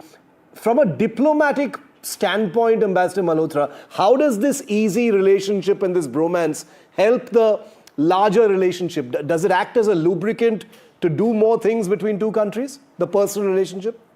I think it does in this case, simply because if you see, our bureaucracy and the Russian bureaucracy are well entrenched. Yeah. And you need somebody who has a different mindset, like our Prime Minister, who's willing to go all the way, and somebody like President Putin, who also is very effective in his leadership qualities. So when they two meet, it gives a certain synergy, and which is why this summit is most important in my viewpoint, because otherwise decisions that have been, kind of progressed and progressing slowly will continue to progress slowly till the matter of the summit is brought up, and then everyone says, okay, what can we clear? How many agreements can we sign? This is important. Our Prime Minister is watching us, or our President is watching us. And then things start moving a little more actively. If you see even the meetings that take place, the defense ministers meeting the night before, and it all kind of comes up to a crescendo. And that's where the fact of the two leaders being close friends also helps sort out issues, because they can then understand, they know how their systems work, and through their interaction, that's why the dinner tonight, the private dinner, is the most important. They would be able to take decisions which will move things along. Otherwise, it all gets stuck in paperwork, in bureaucracy, and like many other countries, the Indians and Russians are pretty good at all of that. Yeah. No, absolutely. And this is something that we're all very curious about. You know, the diplomats and the scholars have had a ringside view of some of these conversations. But, you know, us TV walas like to focus on some of these softer aspects because, you know, in many ways, the story is there. You know, the relationship is a very steady one. It's got a lot of continuity. But it's in these small little dinners and private conversations and riding in a car together that things sort of indicate what the future might bring. Shishir, do you want to add to that? You know, we know that tomorrow's delegation level talks and the summit level talks have a very structured kind of agenda. What would be your guess, Shishir, that the two leaders will be discussing over this private dinner, for instance? Look, I mean, you've used the right word, yes. But if you give me a long leash, or I'm taking a long leash, absolutely. My feeling is China will figure in this conversation. You know, we haven't talked about it much. We don't seem to. It's always, you know, US and this. My feeling is China will figure in this. Look, Russia has an amazing relationship with China. You know, just today I was told there are about 200 flights a week between China and Russia, whereas, you know, I think India is still probably in single figures. So, and obviously, while there was a lot of talk of India-China relationships, both prior and during the SCO summit, but the fact is that still we are very, very skeptical about that relationship. Now, can Russia play a role? I mean, can a troika emerge? Well, maybe, as I said, maybe I'm on a long leash on this, but my feeling is China would certainly be one of the issues which will be talked about but not reported. No, important, and I'm glad you brought China up. General Dillon, there's no conversation without China. The three leaders, Xi Jinping, Vladimir Putin and Narendra Modi, met, you know, just a couple of months ago in Tianjin in China. So there's a lot of subject matter there as well. And I agree with Shishir when he says China is definitely going to come up. General Dillon? Yeah, I agree with Mr. Shishir too, but I will answer your question in two parts. Firstly, India bonhomie has to happen, or they have to come together. Now is the time. Three leaders in all three countries, very strong in their home constituency, and very, very strong and visibly tough leaders who can take decisions in the interest of their respective nations. So that's why I say if Russia, China, India, bonhomie or future collaboration has to happen, it has to happen now. Now coming to the second aspect. China is never in a hurry to mend relationships. China always believes that future generations will be more intelligent and more informed. So they will always bend the issues if it is not in their absolute interest to do it now. Now to bring it in India, China's absolute interest to deal with India on a level ground is what is most important. Unlike other neighbors of China, with whom China has mended their border areas, fences, and all the claims and counterclaims, India is a different country. We are equally powerful in economy or in military and other things. We are 1/6 of the world, they are 1/6 of the world. None of us would like to negotiate with the face having been lost. So that is most important. We must respect each other's sovereignty, we must respect each other's strength, and then negotiate. And again, I will say as a positive person, now is the time for these three countries to come together because of the respective leadership being very strong in their respective home constituency. If a leader is not strong at home, he cannot take strong decisions at international level. Well said. And I think that pretty much sets the flavor for the conversation between these two leaders and the countries they lead. Gentlemen, thank you very much for joining me on our rolling coverage for tonight. We continue at 10. But I just want to tell all our viewers that this is Vladimir Putin's first visit to India since the beginning of the Ukraine war. It's a key bilateral that has been set between the two leaders that takes place tomorrow. The day kicks off early in the morning. Here's a look at the man who shaped his own destiny.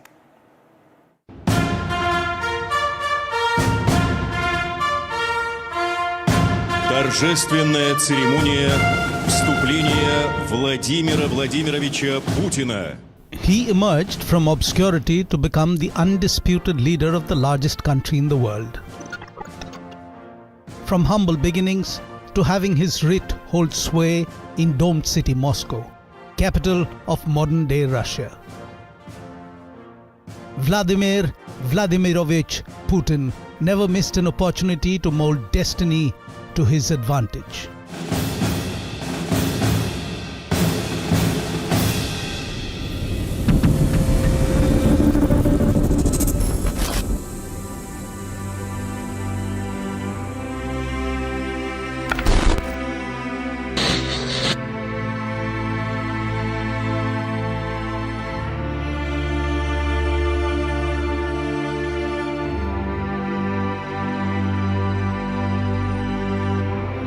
Vladimir Putin was born in 1952 in the Soviet city of Leningrad, still recovering from the shock and deprivations of World War II.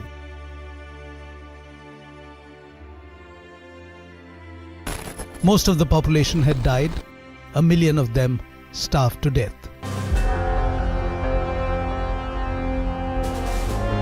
Putin's father had been badly injured in the war. His mother had nearly died of starvation.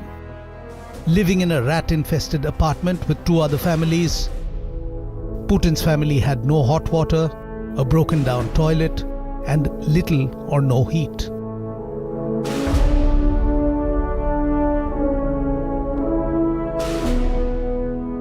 Putin's early life was spent in the Russian Dvor, the tough-working communal courtyard where he learned how to survive by becoming street smart.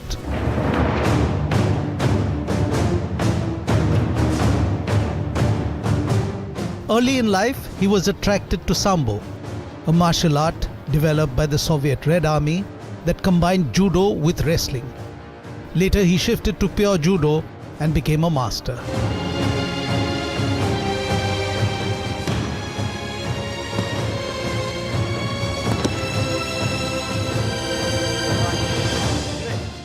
On his 60th birthday, he was awarded the 8th Dan Black Belt, the highest rank in the sport, becoming the first Russian to have the honor.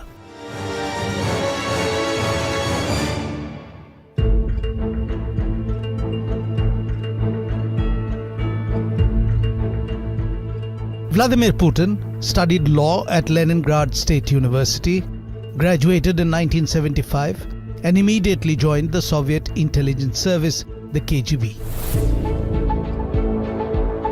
He served as a foreign intelligence officer for 15 years before Lieutenant Colonel Putin retired from active KGB service in 1990.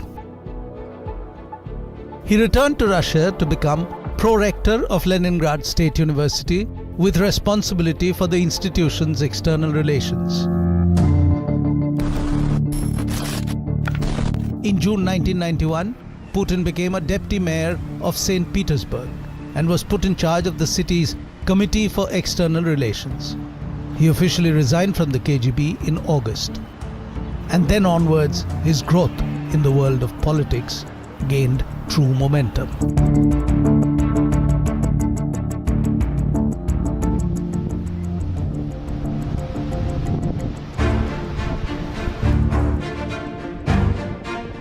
Vladimir Putin moved to Moscow to work in the Kremlin in the department that managed presidential property.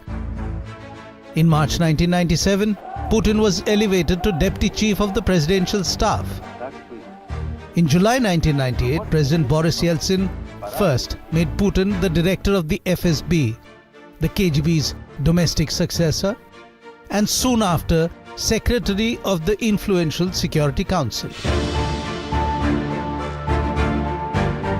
Yeltsin, who was searching for an heir to assume his mantle, appointed Putin Prime Minister in 1999.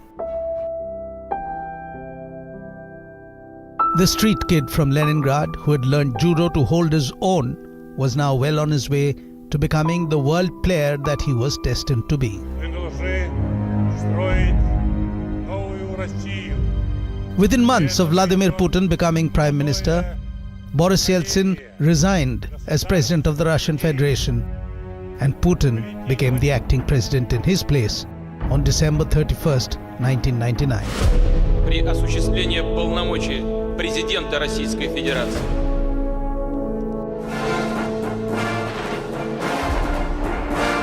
Putin served 2 terms as Russia's president before stepping down to assume the position of prime minister. Russia's constitution then prohibited anyone from serving 3 consecutive terms as president. During his first 2 terms itself, President Vladimir Putin worked on restoring a sense of national pride and perception of Russia as a global power. At the same time, his policies and economic reforms saw Russian economy experience significant growth. More than 23,000 sanctions levied by the Euro-Atlantic Alliance against Russia. You can sanction a country to bring it to its knees so that the population becomes so dissatisfied that the population achieves the regime change. But it hasn't worked in Russia. Президент Российской Федерации. In March 2012, Putin was re-elected as Russia's president once again. A constitutional amendment extended the presidential term from 4 to 6 years. Since then, Putin has won 2 other consecutive elections by impressive margins each time to remain president of Russia, a post that he still holds.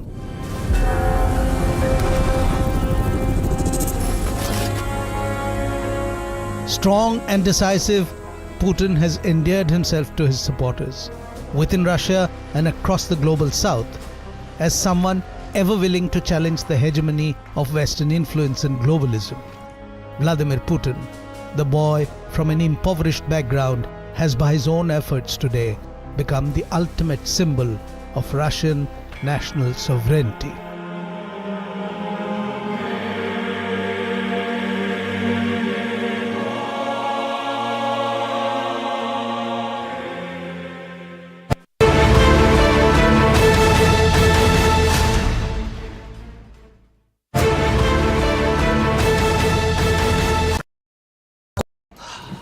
Salute है जी।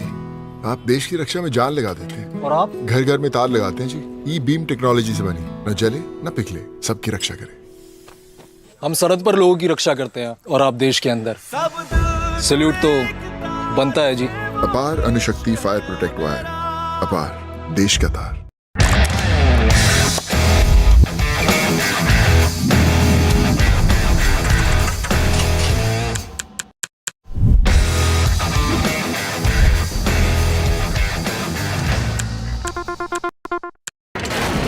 Front lines of Kargil, the fury of Operation Sindhu, so many attacks, the chaos and cries of disaster zones, to fighter jet cockpits, and the world's most defining interviews. It's incredible. He has seen history break, live, unfiltered. 20,000 hours of live broadcasting. Welcome to Left, Right and Center. Hard facts. War-struck country. Hard questions. In the Ukraine. 30 years of trust. In the Kargil area. North Ukraine. In France, in Italy. At Srinagar. Vishnu Shom for NDTV. Vishnu Shom. Only on NDTV. Across the country. He has tracked the pulse of power from Washington to Korea. Witnessed history being made in global capitals and conflict zones. Brought clarity to complex issues of national security and international affairs. Aditya Raj Kaul, covering international affairs like no one else. Only on NDTV network. The best app to use is the NDTV app.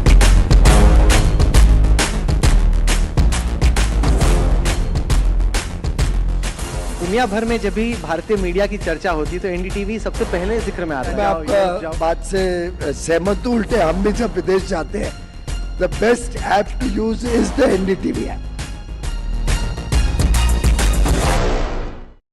21 days in Kashmir. People have bombarded me, friends, with requests for an unfiltered list of things I saw and observed on the ground. Very special ground report from the line of control. There were some children who've lost limbs in the shelling.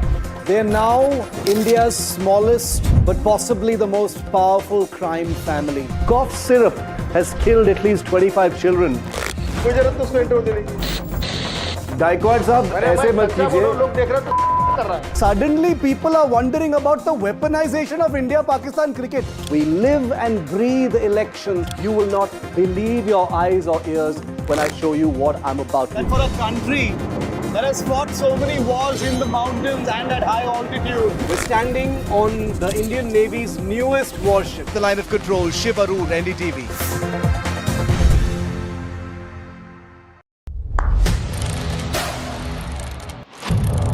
What seems settled for me is unfinished business. So I rewind, I pause, I reflect, I dig until what's buried stands.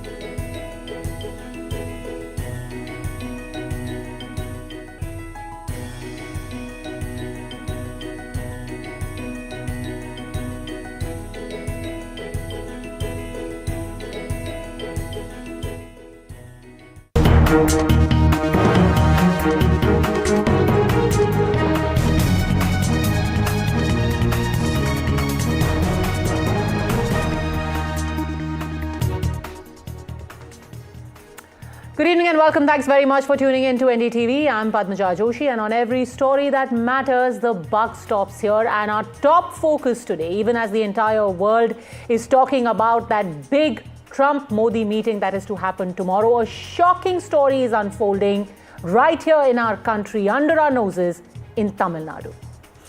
It's a fight for the right to pray. And it has put devotees at the Lord Subramanya Swami temple and the DMK government in Tamil Nadu eyeball to eyeball. And today came a massive vindication for these devotees who simply wanted their right to light the Kartigai Deepam festival lamp at the Deepathun stone pillar on the Tiruparan Kundaram hill.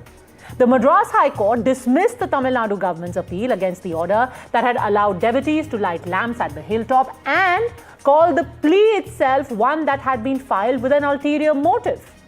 But the question is, what is that ulterior motive? Why would someone be stopped purely from lighting lamps at their temple? For that, you need to understand the background and the politics of this controversy. This Tiruparan Kundaram Hill has been a site contested by the Hindu devotees and the adjoining Muslim Dargah. The hill houses the temple dedicated to Lord Subramanya Swami and the Sikandar Badusha Dargah.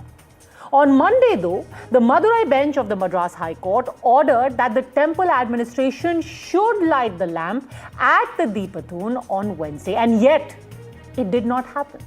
The temple administration was told by the court, light that lamp.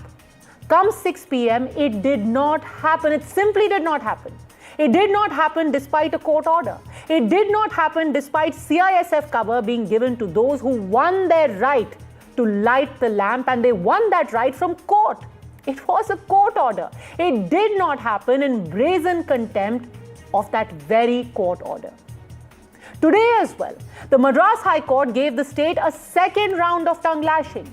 To the argument that the lamp lighting would have created communal disturbance, the court reminded the state that communal harmony cannot be achieved by preventing one party from doing their religious function, and in fact, harmony is possible only by coexistence. Think about it. Despite two orders of the court, in fact now 3 orders of the court, why did devotees not get the simple the right to light a lamp? Even the court was forced to ask, once a year, if believers are lighting this sacred flame without affecting anyone, why is there any difficulty? Why should it be made so hard? But despite all of this, even as we speak, the state government has remained defiant. It has argued in court that not only did some people try to create a law and order situation, but the court's order itself was one of judicial overreach. They asked, how could the court, allow for the CISF or ask for the CISF to be deployed there in order to give security for those who are going to light the lamp. All of these arguments were struck down. The plea itself was dismissed. The plea was called one with an ulterior motive. Ultimately, it was the devotees who had a ruling in their favor. But despite all of this, imagine the courts have intervened. They have again and again questioned the intent of the government. But despite all of that, even as we speak, that lamp has not been lit. Now, the simple question you must ask yourself, what is the concern here? Is the concern really for upholding the law? And is that concern going to be fulfilled by being in contempt of the law, by actually defying the court, or is there something far more sinister, in the words of the court, far more ulterior at play? You decide. செயல்படுது போலி மதசார்பின்மைக்காகவும் தேர்தலுக்காகவும் இந்த அரசாங்கம் தேவையில்லாத ஒரு பதட்டமான சூழ்நிலையை இந்த பெரும்பான்மை சமுதாய மக்கள் மீது ஏவி விடப்பட்டிருக்கிறது. இதில் இஸ்லாமிய அமைப்புகள் எல்லோரும் மிக வருத்தப்படுகிறார்கள். எனக்கு வேண்டிய எல்லோருமே இஸ்லாமியர்கள்லாம் தேவையில்லாத விஷயத்தை பண்ணிட்டு இருக்காங்க அப்படின்னு சொல்றாங்க. இன்னைக்கு தர்கா பக்கத்தில் இருக்கு, எந்த விதமான பிரச்சனையும் இல்லை. யாரும் அங்கே போய் எந்த தொந்தரவு பண்ண மாட்டாங்க, அவசியமும் இல்லை. இது தீபத்தூண். ஆனால் அரசு வழங்கி நினைச்சோம்னா எல்லை தூண் அப்படின்றாங்க. எல்லை தூணுன்னா அரசு வழக்கறிஞர் படிச்சிருக்காரு, அவருக்கு அறிவு இருக்காங்கிறது எனக்கு தெரியல. எல்லைக்கல்னா 4 பக்கத்துலையும் இருக்கும், தீபத்தூண்னாலும் ஒரு பக்கத்தில் இருக்கும். பேராசிரியர் இருக்கார், அவர் இன்னும் என்ன விட நல்ல விளக்கமாக சொல்லுவார். ஆக போலி மதச்சார்பின்மையில் தான் இன்னைக்கு இந்த அரசாங்கம் வாழ்ந்துட்டு இருக்கு. ஆயுள் காலம் நெருங்கிட்டு இருக்கு, கவுண்ட் டவுன் ஸ்டார்ட் ஆயிடுச்சு. No, this is the mischief played by the BJP and its alliance. The problem here is the local people are not happy with this, the entry of these people. They want to create trouble in the hill. Local people welcome. When they were chased away by the police, local people happily received it. They were with the police. Why should they trouble the local people? As if they are the saviors of Hinduism. They are not the saviors of Hindus. Joining us on the show today, we have Pradeep Bhandari, national spokesperson of the BJP, M.R. Venkatesh, advocate who's handling this matter. He, in fact, is the advocate for the devotees, Dushyant Sridhar, Vedic scholar, Dr. Kalanidhi Veeraswamy, a member of parliament of the DMK and political analyst, Dr. Pulla Rao. Dr. Kalanidhi Veeraswamy, the first question naturally is to you. How can the court's orders be ignored in this fashion? Why aren't the devotees being allowed to light the lamp? Vanakkam to everybody. Let me start by saying that this court order is being questioned mainly because there was a case which was filed in 2014 and for a similar problem, and there was a judgment by a single judge saying that the present practice of lighting the lamp at the Uchipilayar Koil should be continued. And then this was challenged again, and in 2017 a 2-judge bench has given an order stating that the same practice should be continued, and the case was dismissed. So subsequently, now they have come again to another court where a single judge gives an order which violates what the 2-judge bench have ordered in 2017. So this has actually become a legal conundrum, because when you have 2-judge bench giving an order, it is something similar to saying like a 7-judge bench of the Supreme Court, that order is being violated by a single judge order by the Supreme Court. Sir, see, this cannot happen. So we have asked for right clarifications. Now, on the 4th of December 2025, the court, a 2-judge bench, has asked for the lamp to be lit. And in fact, I want to read out some of the observations made today. In fact, some of the things said in the order today. The learned single judge, having found that the state machinery willfully decided not to implement the direction, citing pendency of unnumbered appeal, called upon the assistance of CISF for enforcing the directions. The situation has arisen in which the state police unable to carry out the constitution mandate. Here you've got the court saying that the government is willfully ignoring what the court has said, and your police is unable to carry out the constitutional mandate. The question is why? Even as we speak, and that's the big breaking news right now, even as we speak, the prohibitory orders have not been removed from that area. The people who were there to light the lamp, they are not being allowed. And the local officials there are saying, we are going in appeal, so we are not going to allow you to carry out the lighting of a lamp which has been allowed to you by the court.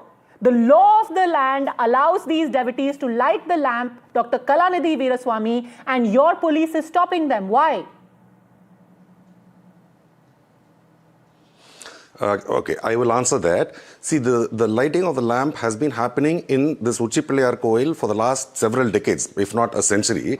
And this new order is stating that it should be lit in a new place, which has not been in vogue for several decades.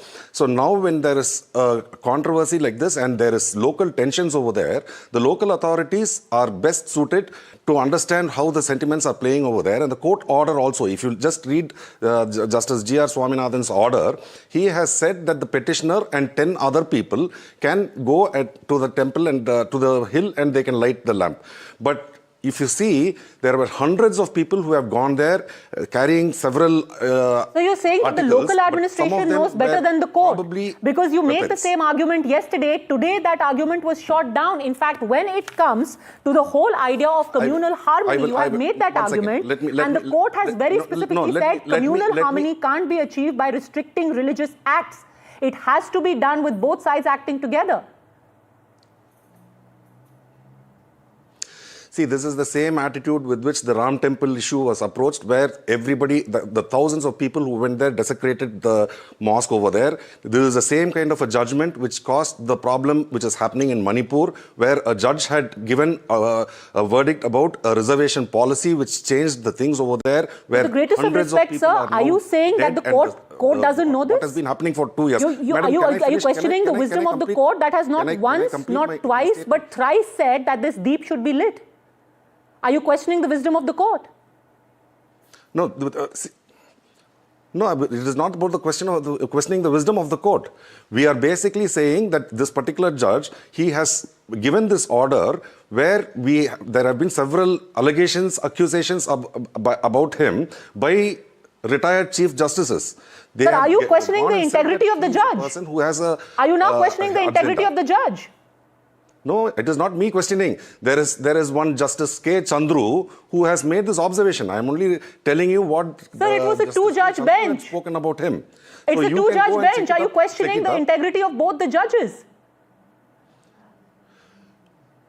No, two-judge bench has dismissed the appeal of the state government. Exactly. The state government has decided you appealed saying that the deep should not be lit, and they dismissed your petition. And the state government feels that.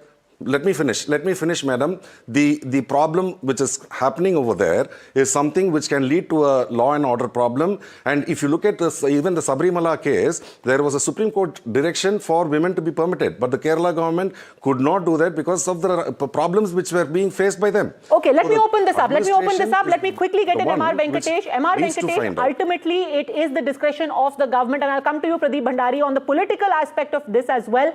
It is the discretion of the government. They know better what is happening on the ground and they fear a law and order situation.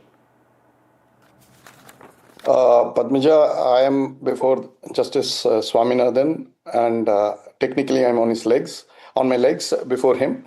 So I will be very brief and to the point. This case is over 102 years. First thing, let me correct you or my learned friend, Mr. Veeraswamy. Civil court in 1923 gave a judgment in favor of the Hindus. It went up to the Privy Council and it was affirmed.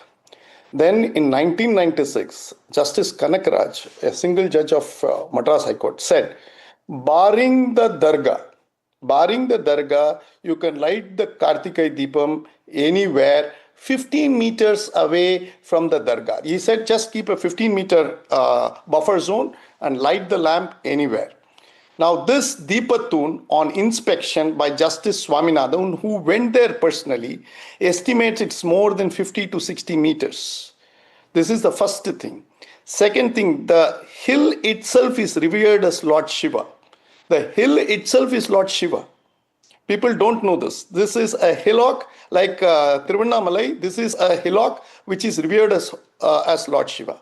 The third point, as far as law and order is concerned, yesterday 144 was section 163 BNSS, which corresponds to 144 CRPC, was invoked by the collector, and that was quashed today when the police commissioner of Madurai appeared before his lordship Justice Swaminathan.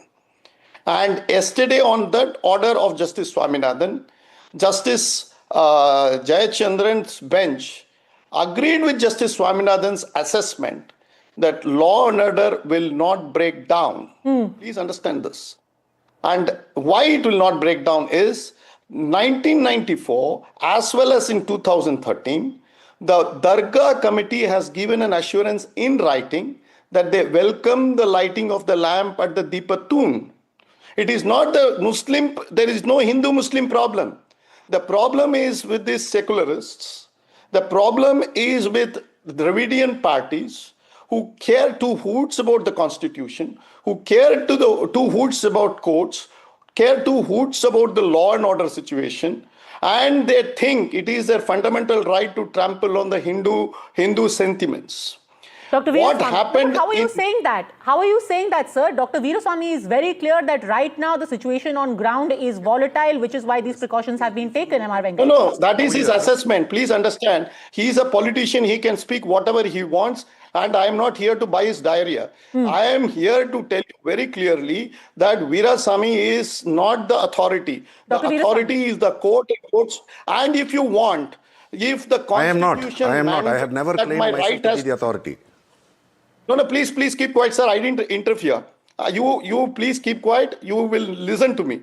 If it requires that a constitutional order of the court, that is what Justice Jayachandran observes, that tomorrow if you have to say that if I have to do something which is intra-vires the constitution, it is the responsibility of the state government to ensure that. Otherwise, my advice to Mr. Veeraswamy's party is resign and go. Say that you are not able to uphold the law and order. Dr. Veeraswamy, the intent is not about law and order, it's about politics. It is not about politics, and they are saying that we are people. Absolutely about politics. It is only about pandering to the Muslim votes. Hinduism, but one second, sir. Now I am talking. You can kindly keep quiet.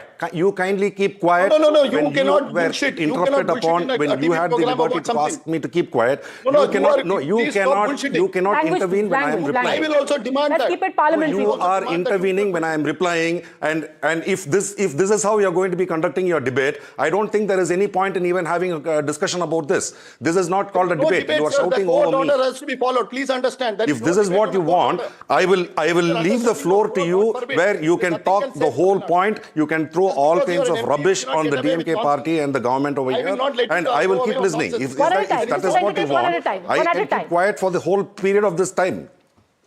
Dr. Veeraswamy, intent is political. The charge against you is you are doing it for appeasement of politics. Kindly ask the gentleman to complete whatever accusations or whatever he was leveling. Yes, go on. Respond. There is no accusation against you. It's only contempt against you for the type of politics and branding that you do.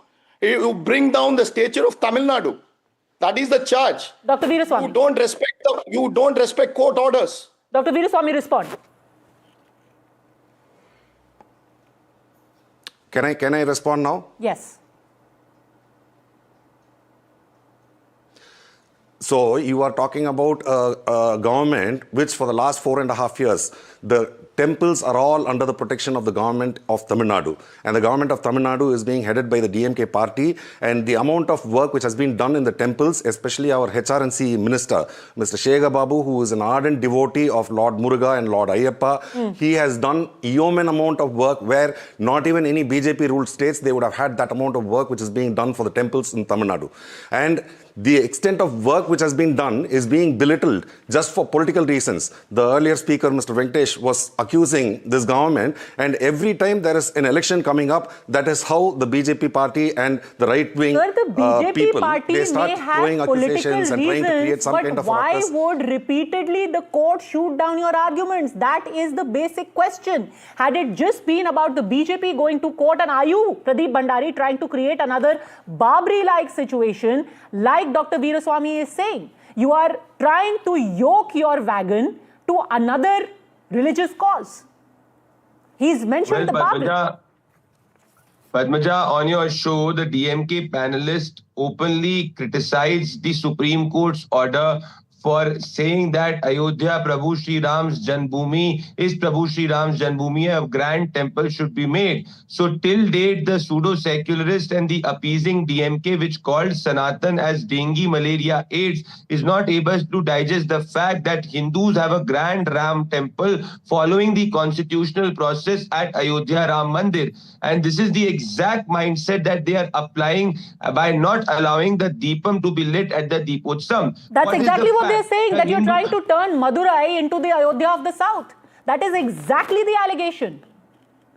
Well, the truth of the matter is, Padmaja, that Hindus have submitted themselves to the writ of the law. And what did the DMK government give them in return is a lathi. Can you please tell me which court, what is the law? What does the constitution say? That a Supreme Court or a High Court order has to be implemented in letter and spirit by the state government. The duty of the state government is to ensure that law and order situation is maintained. But there is a larger conspiracy here.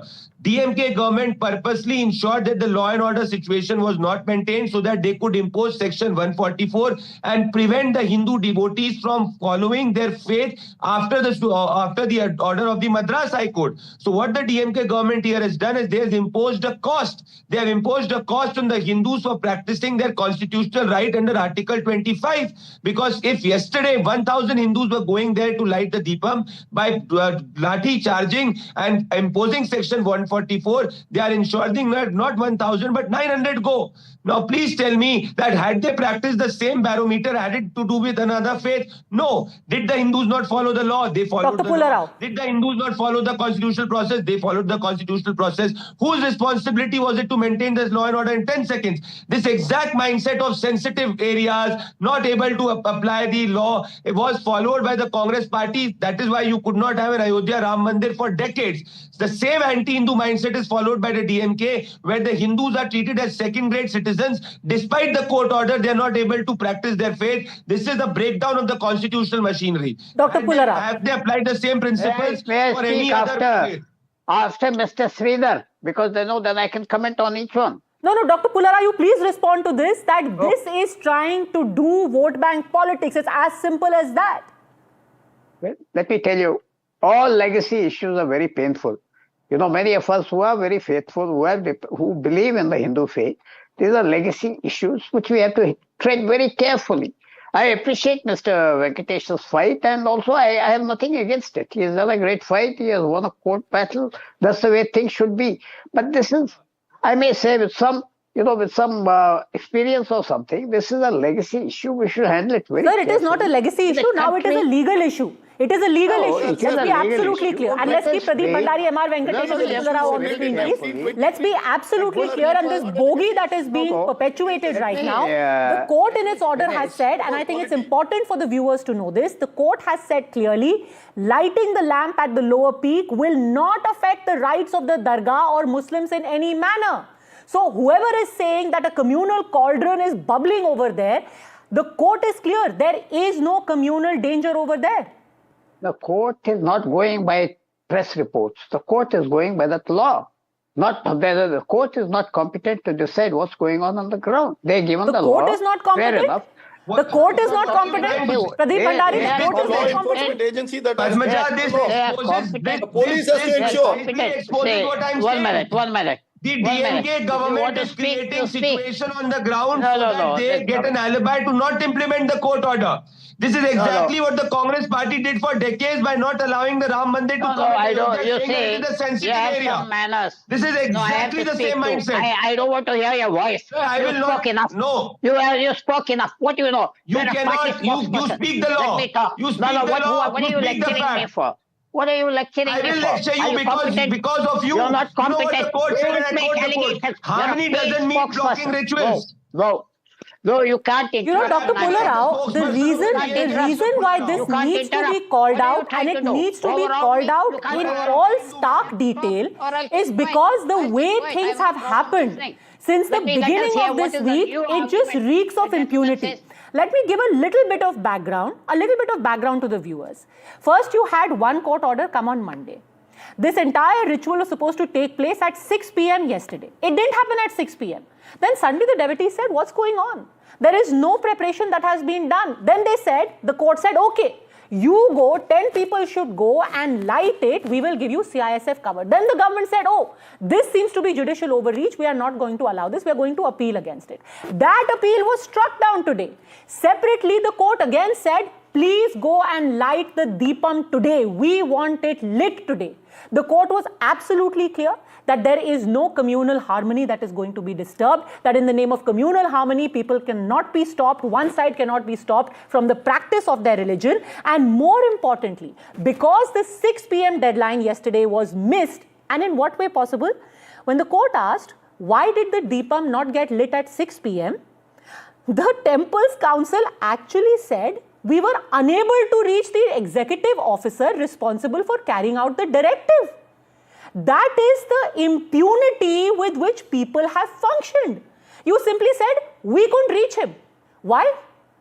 Was he in the jungles of the Amazon? Could he not be reached? Could you not call him? Could you not send a fax? Could you not call one of his associates? You simply cannot reach him, and you basically cocked a snook at the law, and that's not us saying it, it's the court which has used those words. Now let's come to the point, Dushyant Sridhar, of the larger legacy issues that are being made. It's being argued if for 100 years you had no problem of this particular contested area having the Deepam lit, why are you waking up suddenly? Are you trying to create trouble? Are you trying to foment passions in Tamil Nadu? Dushyant Sridhar.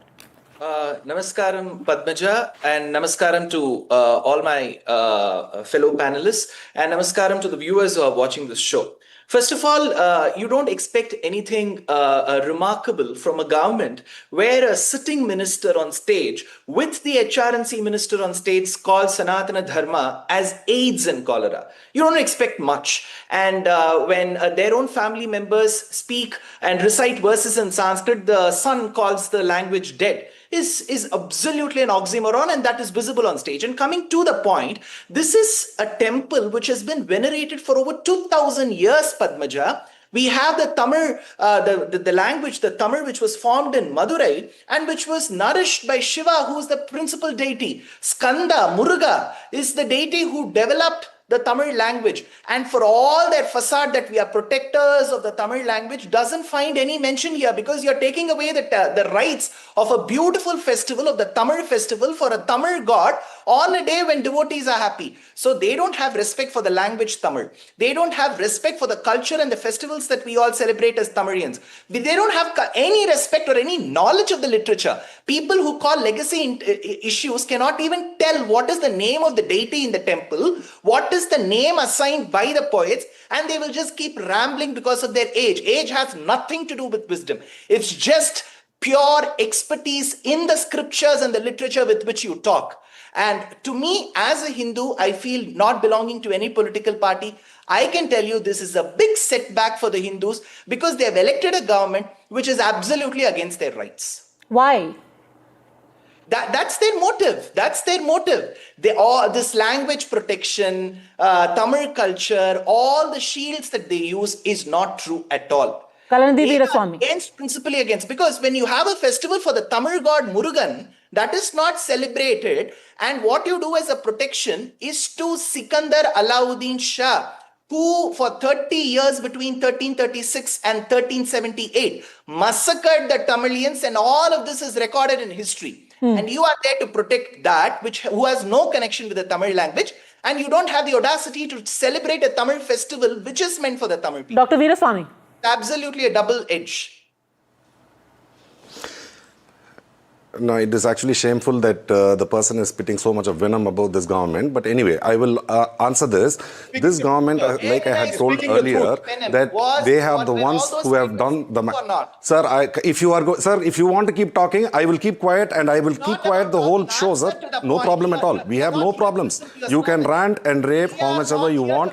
You want me to keep quiet? I will stay quiet. You conduct the show with only the other three people talking about DMK party and blaming us. I have absolutely no problem. Can you speak about the verses in Tamil that were quoted by Jnana Sambandar about the deity? Because you don't believe in the literature. Quote. Dr. Veeraswamy. Please quote. No, he's talking about some Jnana Sambandar, what he quoted. I am not here for a religious contest about who is a bigger Hindu or whatever. You mean to say that everybody who knows about Jnana Sambandar, what he quoted is... To the panel, you should have that knowledge, not everybody. Sir, you can kindly go ahead and talk. I mean, like, you finish talking and then I will speak. Sir, Mr. Veeraswamy, it is better for your own dignity. You keep your mouth shut. That is better for you. Okay. Let's please treat each other with respect, but very humbly, Dr. Veeraswamy. You want me to keep my mouth shut? I'm perfectly fine with that. I will be perfect. It will be perfectly fine for me. No, because Dr. Veeraswamy, it is your government which is in the dock. Let's be absolutely clear. There are people who are livid today because there is a sense of disbelief that you go to court, you fight the legal fight, and despite that, a government holds you back even as we speak. And that's the other big news coming in right now.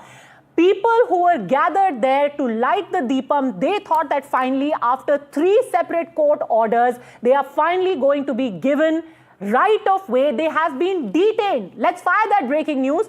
They have all been detained. They have been picked up by the police because the prohibitory orders, the order was that the lighting of the Deepam should be allowed, but that permission has not been given by the state. Amid that entire court drama, the government remains adamant.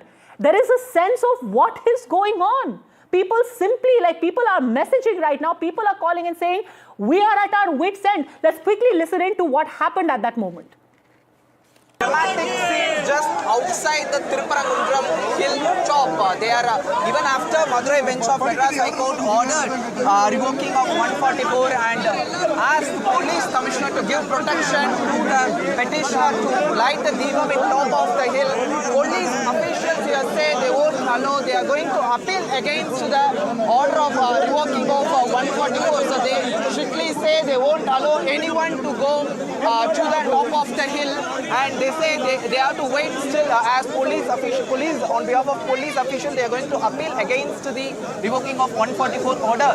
You know, there was a legal argument between the temple administration, between the state government and between the state government and the petitioner side. There was a argument where the temple administration told that here it would create a chaotic situation, law and order situation if we allow to yesterday there was a scenes in Tirupparankunram where the barricades were broken, scuffle was happened. How you see the overall developments in Tamil Nadu? So, overall Tamil Nadu, there is no problem. Because of only the Chief Minister of Tamil Nadu creating the problem. Yesterday it will be allowed, but it will be very smoothly. But this situation is created by the Tamil Nadu government. But DMK say... Dr. Veeraswamy, people picked up, people detained. Why? Yeah. Okay, if I were to understand this, the G.R. Swaminathan's judgment was very clear, saying that petitioner and 10 other people could go and light the lamp. But here we are talking about hundreds, if not thousands of people who were there, and there was a fear that there may be a law and order problem, and you already know that 2 police have been beaten up and they have been injured. So when this kind of a tense situation is existing over there, the ground situation is something where the local administration Even if there is a court order, they know pretty well that they are going to be facing contempt of the court and they probably are going to be even penalized for this. So they are the ones who will have the best judgment to decide about how to handle a crowd of thousands of people. Weapons in their hand, and it's a law and order Sir, if you want to keep talking, I told you earlier, if you want to keep talking, you please go ahead and keep talking. I will keep quiet the whole show. I will. You should keep quiet because you are a Hindu-hating man and your party is a Hindu-hating party which is not implementing the court order for its Hindu hate and minority vote bank politics. Were they carrying weapons in their hand that it's a law and order problem? What were they doing that it's a law and order problem? Can you please tell me? Devotees going to light a diya is a law and order problem? Dr. Will you Veeraswamy, apply the same principle? How is it a law and order problem? No, he is the one who said you have to keep quiet. So I don't know what he wants me to do. Whether he wants me to answer him or he just wants to keep shouting and creating a ruckus over here. I want your government to allow Hindus and implement the court order. What is the need? That is what I want. Follow the letter and spirit of the Indian Constitution. Like I said, that the local administration are the best judges. So you talk so much about the court order. There was a Supreme Court order about the Sabarimala case where they said that women should be permitted to go and visit the temple there. But from 2018 to date, it has not been implemented. Why are you not fighting against it and going against the government over there? You know pretty well that the sentiments of the local people over there will create a law and order problem. That is exactly what will happen over here as well. See, the BJP is only looking at opportunity where you will create a law and order problem. Come elections, you immediately take the religion card and you will make a big ruckus of this, and you talk about Sanatan Dharma, saying that Sanatana Dharma is something which the DMK is against. You call Sanatan Dharma as dengue malaria aid, Mr. Veeraswamy. Your party wants to consolidate a vote bank. It failed nationally. Keep quiet and just shut up and listen to what I am saying when I am speaking. If not, you tell me. I will keep quiet. You decide what you need. Do you want answers or you just want to keep ranting? No, I want you to implement the court order and keep. I want you. Quiet. No, you need to tell. You need to tell. Were they carrying weapons? Were they carrying swords? What was the initial evidence and the investigation that you had that it's a law and order problem? Conducting your debate, I see no point in having this kind of a debate with a person who jumps in every word I speak. He wants to jump in and create a ruckus, and they want to talk about religion. Hindus there also are following the law, sir. In another 6 months they have elections. They are looking at this as an opportunity to make a big issue out of this kind of problem. And they are thinking that they will score brownie points, but let me tell you that people of Tamil Nadu are much wiser than what you are. They will understand, and you are talking about a government where in a population of about 87% of the people are Hindus. You think that we are trying to appease Muslims. What kind of a stupid logic is that? You think that if we are against the Hindus, 87% of the people, yes, you are. You think that the people over there would be voting this party again into power? Come 2026, you see what will happen. Congress also used to be voted into India. That did not make Congress a pro-Hindu party. Place where they can win even a single seat over here. Fair. Because the people of Tamil Nadu are aware about BJP's treachery and the things that they are doing, wherever they go, they end up with riots, they end up with mayhem, and they end up in violences. This is what has happened throughout wherever you are. You create such religious tensions and create disharmony among the people. This is what BJP does. Dr. Veeraswamy, that in the upcoming assembly elections in Tamil Nadu next year, you win, you sweep, you form the government. After the results, will you allow for the Deepam to be lit at that spot?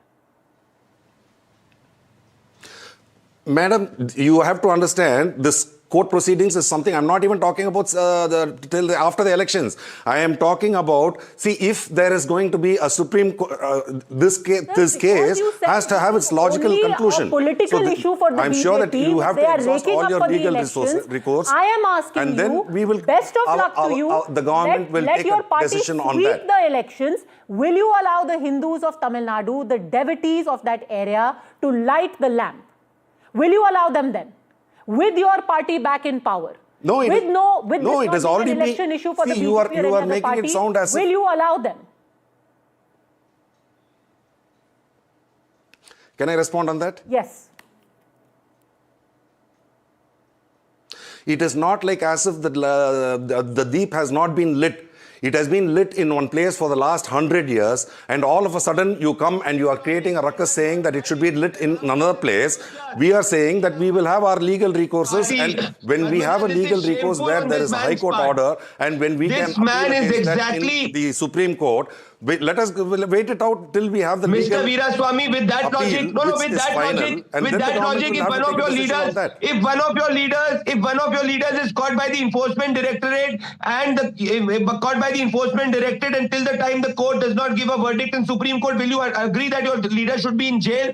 Do you agree that your leader should be in jail and you will not appeal? No, one second. The enforcement directorate, one of your leaders the enforcement directorate is a tool of the BJP where you use it only to victimize opposition members, where you go ahead and do that. We have already seen that. You have arrested some of our ministers under the using the enforcement directorate. Not only from our party, all opposition ruled states are being targeted by the ED, and I know pretty well that within the next 6 months we are going to have several more ministers and probably members of parliament also where they are going to be arrested before the election. You will put up some cases and you will say that these people are all corrupt and they were doing all kinds of nonsense. Sir, you please fight your political battles with each other, but why are you dragging simple devotees, simple people, the man on the street into all of this? They are not politically aligned. They just want their right to worship. One, by the way, from the court, through the legal route. This is not some extra constitutional move they are making. Dushyant Sridhar responding.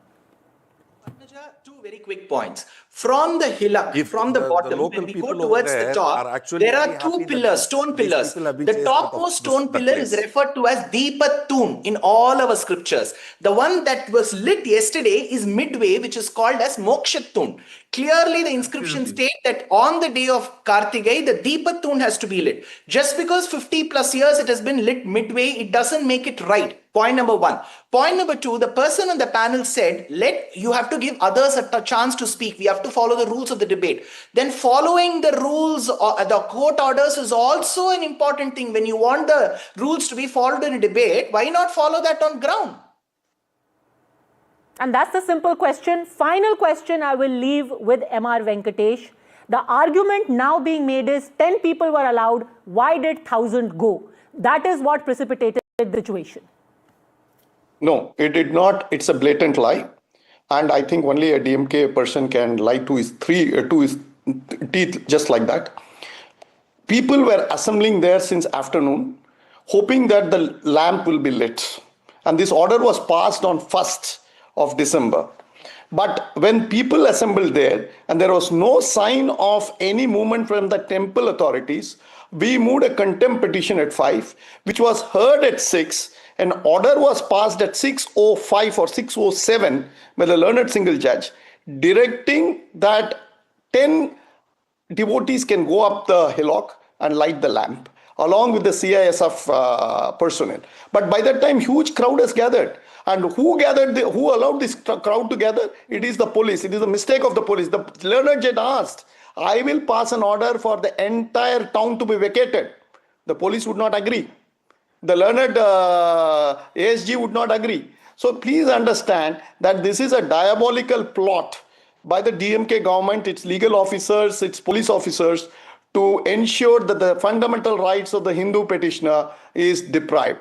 We will fight till the end. We are determined to fight it legally. We will fight it through the media. We will take it to the People's Court. We will ensure that the downfall of the DMK government is done. Vetrivel Muruganuku Arohara. But the government is saying you will create a law and order problem. They will again appeal against it. They are appealing against the order you got today. See, the DMK government talking about law and order is the most funny thing. It's the most world's valuable oxymoron. The DMK government is known to break laws. It has done with impunity on the. What happens to the court then? Have we privatized the courts? Have we done away with the courts? What happened to Article 226? Do we say that the Constitution of India is burnt? Are we saying that it is no longer in force? Are we saying the court orders need not be followed? Are we saying that the IAS and the IPS need not have to have any, the executive need not report anything to the courts in such mandamus issued by the courts? What are we talking about? Okay, the problem with Mr. Meerasamy, he's a politician, he can get away with any nonsense. But the courts will not allow such nonsense. That's the problem. Well, the law of the Here land we have ultimately will prevail, has to prevail. The politics aside, Correct. whatever the considerations here are about elections or otherwise, this is the fundamental right of people in this country to practice their religion without any fear or favor. And it's the court of this land which has said clearly that if communal harmony has to be maintained, it cannot be a one-way street. You cannot have one side being stopped from exercising their basic right. Still hoping that the last word and justice comes from the court. Thanks very much, gentlemen, for joining me. The other big story that we've been tracking here on the channel, a grand gesture for Russian President Vladimir Putin, where Prime Minister Modi today broke protocol to receive him at the Palam technical area. He, in fact, greeted Putin with a handshake, a warm embrace. Both of them left the airport together in the same vehicle. The Russian president, in fact, rode in the vehicle of the Indian PM. Remember, Prime Minister Modi is hosting a private dinner for Putin after his arrival in New Delhi. And on that, let me go straight across now to Ravi Agarwal, Editor-in-Chief of Foreign Policy Magazine, joining us now on NDTV. Ravi Agarwal, thanks very much for speaking to us. President Putin is in India soon after he had two very interesting men meeting him. What do you think he'll be telling Mr. Modi about that meeting today with Jared Kushner and Steve Witkoff? Or is that even on the table?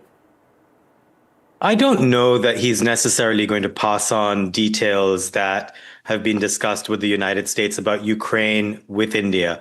My guess is that what this summit is really about, first of all, it's an annual summit. It's happened 23 times before. It just so happens that this is the first time that Putin is coming to India since he launched a war in Ukraine. What is significant here is that India is not a signatory of the ICC, the International Criminal Court, which means that Putin can travel safely to India without risk of being arrested for the crimes that he's committed in Ukraine. Crucially here, I think a lot of this visit is about symbolism for Putin.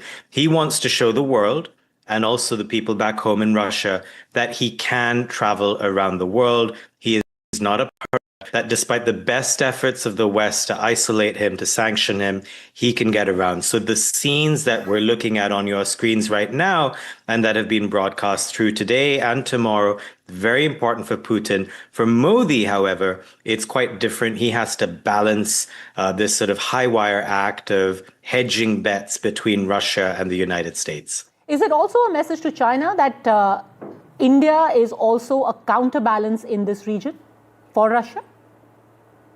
I mean, it is to some degree, but not as much in this particular case because Russia and China are extremely close right now. There is no way that Russia could continue the war in Ukraine without clear support from China in a military sense. And of course, because of purchases of Russian crude. India is different in this regard. I mean, of course, it does buy Russian military hardware, but Russia's not depending on India to survive. And it's worth keeping in mind that in the last few weeks, India has dramatically reduced its purchases of Russian crude. Reliance Industries, of course, has stepped back from some of its private sector purchases as well.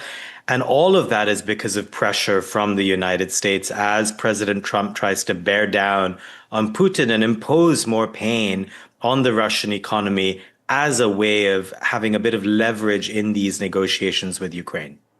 What do you think Donald Trump would be thinking right now when he looks at these pictures of especially the Russian president riding along with Mr. Modi in his vehicle? I wouldn't make too much of this because remember, just a few months ago, Putin was in the United States, in Alaska, riding in the Beast, in President Trump's car, the president's car. And, you know, so those images which were seen around the world and people like me and many others criticized the White House for hosting President Putin in the way that it did without really leading to any massive breakthroughs in negotiations over Ukraine. So if the American president could do that, I see no reason why the Indian prime minister can't do that. You know, each country is allowed to do as it pleases. I think the bigger takeaway from this really is that we're entering a world in which the United States is no longer the sole hegemon. a world in which many countries like India, we call them middle powers in academia, there are countries that feel that they need to hedge their bets, that they can't rely just on America or just on the West, and they need to have multi-aligned relations with many other countries. India has long actually tried to do that and must be feeling vindicated to a degree in having that kind of setup in its foreign policy. However, there are limits to this. You can't be everyone's friend and expect that to not collide at some point. And the era we're entering of war, basically several wars on multiple continents, means that geopolitical choices are more likely to collide today than they were 3, 4, 5 years ago. How do you suspect? Collide how for India? Collide because for the last 25 years, India has been trying to move closer and closer to the United States while maintaining a close friendship with Russia. That collided when Russia invaded Ukraine and the United States wanted to put a lot of pressure and sanctions on Russia, and it expected India to go along with the pressure campaign. India did not. But India could not continue that sort of independent policy indefinitely without some consequences. The consequences are the tariffs, the American tariffs on India this year, which in many ways have derailed a 25-year trend of the United States and India moving closer together. So that is the collision I'm describing, where you can have a foreign policy that, you know, is a la carte, picks and chooses your friends, but in a world in which there is conflict, that becomes much harder to do. But isn't this visit supposed to offset exactly that collision? To some degree. But remember, India is still reducing its purchases of Russian oil. Again, there's a lot of symbolism here for both the Indian domestic audience, for the Russian audience, also for a global audience. But ultimately, you know, India's reality remains the same. It needs cheap oil. It is going to have to find it somewhere. Longer term, the bet that India needs to make is still one in which the United States is the world's biggest economy.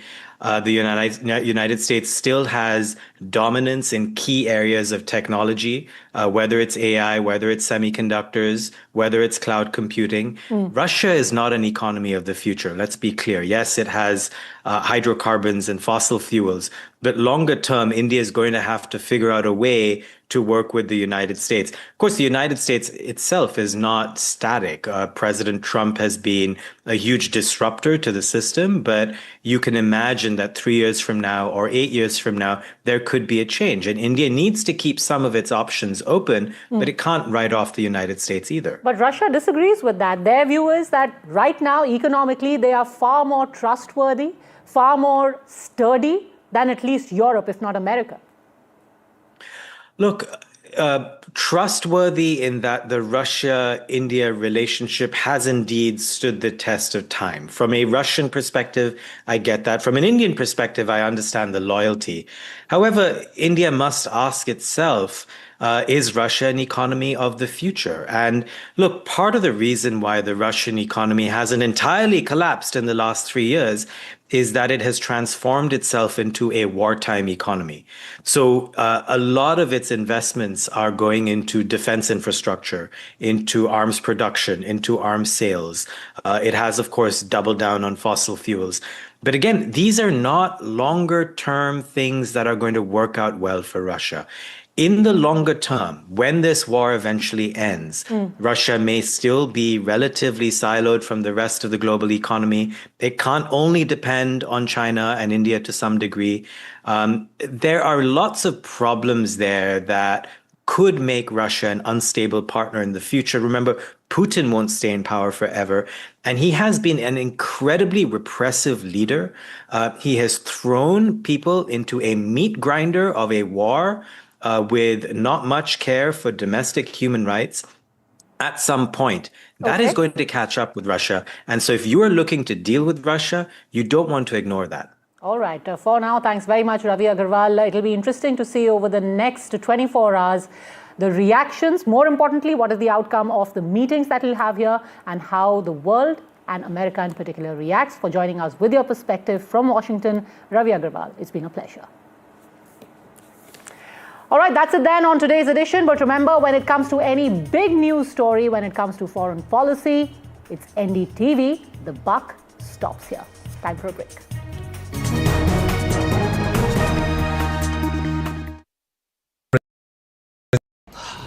Salute है जी। आप देश की रक्षा में जान लगा देते हैं और आप घर घर में तार लगाते हैं जी। ई बीम टेक्नोलॉजी से बनी, न जले न पिघले, सबकी रक्षा करे।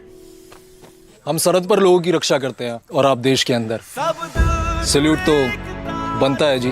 अपार अणुशक्ति फायर प्रोटेक्ट वायर, अपार देश का तार। Two world leaders, one crucial meet. Putin says Namaste India. The bonhomie, the Big Bang deals. Bharat और रूस हमेशा कंधे से कंधा मिलाकर चले। Strategic shifts and the global impact. NDTV tracks the high-stakes handshake. Modi-Putin summit on NDTV 24/7. Other opposition parties. They argue, I conclude. They deflect, I drill down.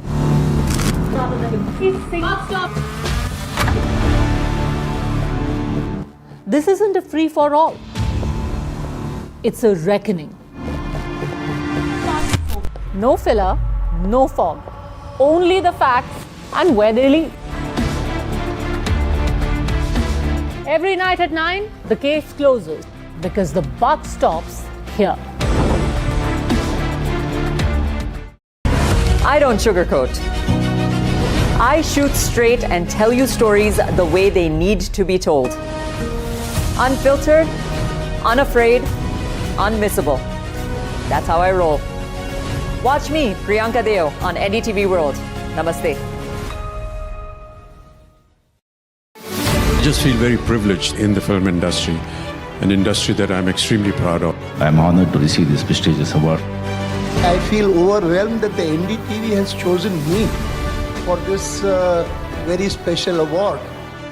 Thank you so very much. This means a lot to me. It's a great honor and a great privilege. Really blessed to get this, and I'm really happy. This is one of the few moments I'm going to be humble, so please record this properly, guys.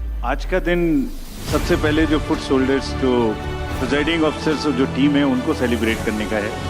And the NDTV Indian of the Year Award 2025 goes to NDTV Indian of the Year 2025 19 दिसंबर सिर्फ NDTV network पर।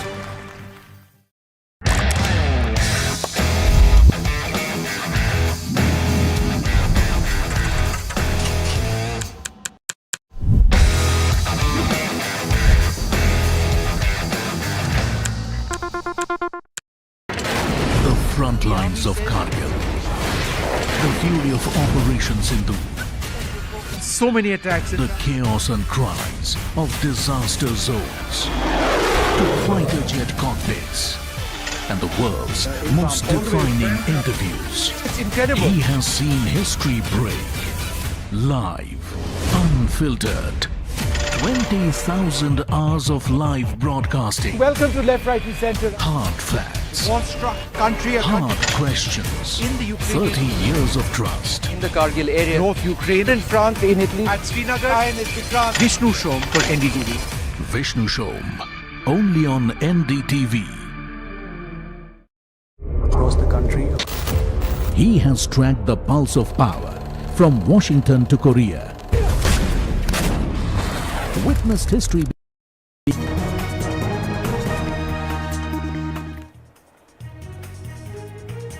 The Congress party today expelled Palakkad MLA Rahul Mamakuttathil from the party in a definitive attempt to draw a line under a serial sexual predator scandal that has haunted the United Democratic Front opposition in Kerala since August.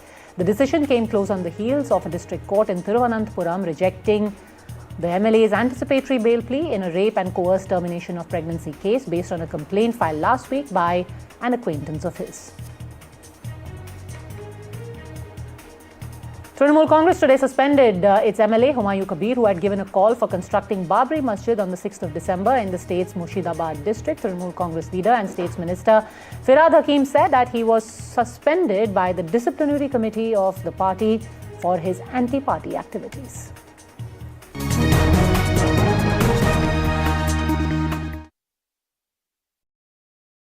The best app to use is the NDTV app.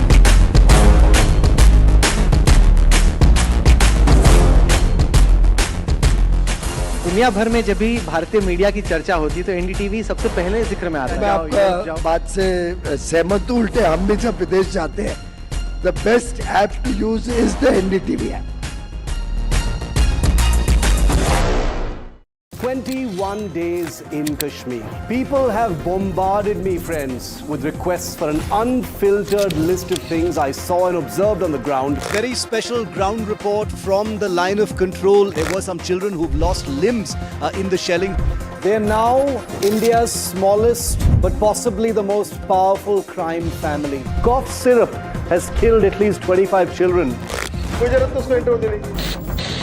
Gaikwad साहब ऐसे मत कीजिए. Suddenly people are wondering about the weaponization of India-Pakistan cricket. We live and breathe elections. You will not believe your eyes or ears when I show you what I'm about to. And for a country that has fought so many wars in the mountains and at high altitude, we're standing on the Indian Navy's newest warship, the line of control, Shiv Arun, NDTV.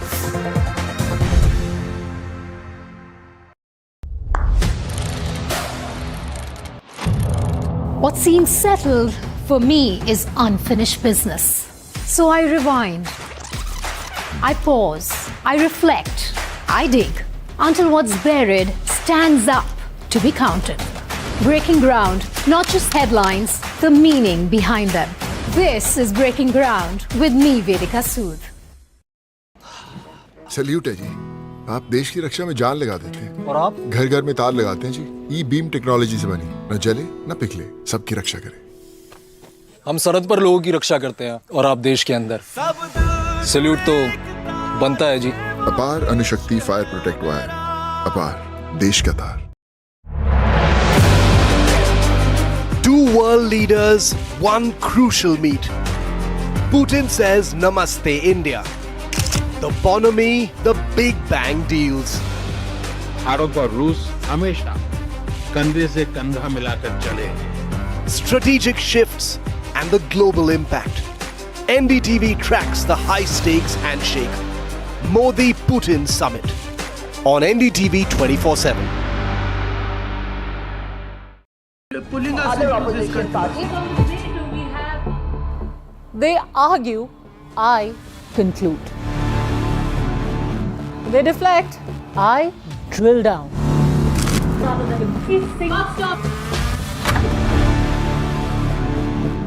This isn't a free-for-all. It's a reckoning. No filler, no fog. Only the facts and where they lead. Every night at 9, the case closes because the buck stops here. I don't sugarcoat. I shoot straight and tell you stories the way they need to be told. Unfiltered, unafraid, unmissable. That's how I roll. Watch me, Priyanka Deo, on NDTV World. Namaste.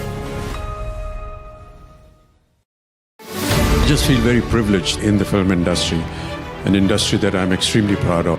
I'm honored to receive this prestigious award. I feel overwhelmed that the NDTV has chosen me for this very special award. Thank you so very much. This means a lot to me. It's a great honor and a great privilege. Really blessed to get this, and I'm really happy. This is one of the few moments I'm going to be humble, so please record this properly, guys. आज का दिन सबसे पहले जो foot shoulders, जो presiding officers और जो team है उनको सेलिब्रेट करने का है. And the NDTV Indian of the Year Award 2025 goes to NDTV Indian of the Year.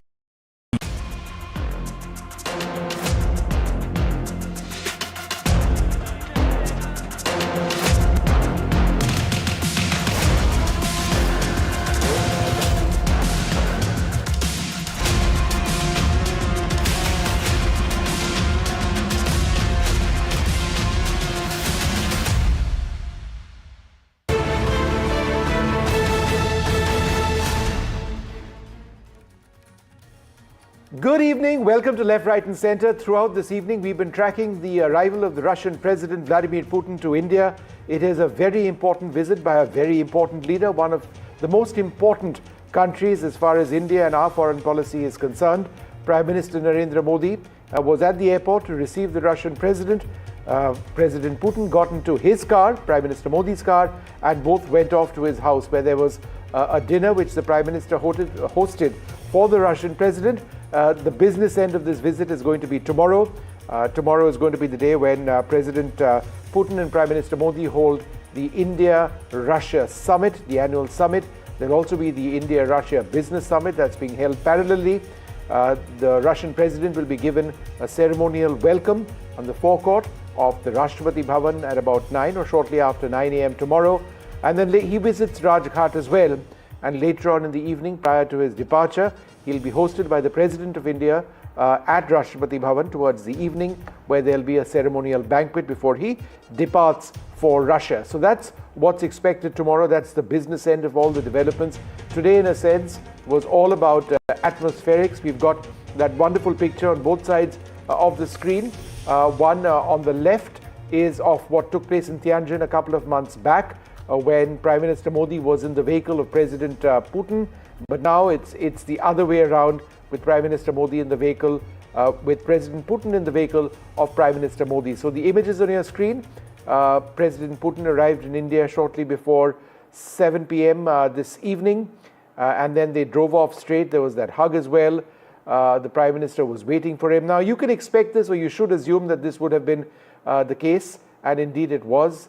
This is something which the Prime Minister reserves for his closest international partners. Russia is quite clearly one of them.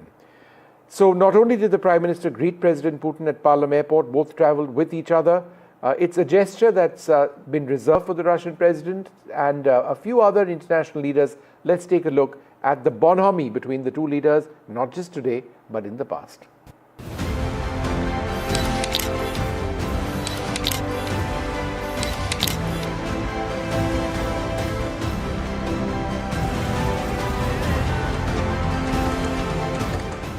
Protocols are formal, friendship is personal.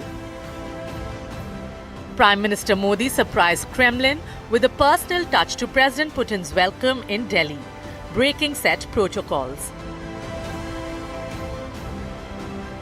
As Putin walked down the aircraft, Prime Minister Modi waited for him at the tarmac with open arms and a beaming smile. And then the much anticipated hug between the two leaders. A warm bear and tiger tango moment. Prime Minister broke another protocol, and the two leaders travelled in the same car from the airport to the Prime Minister's residence, diving straight into an animated conversation.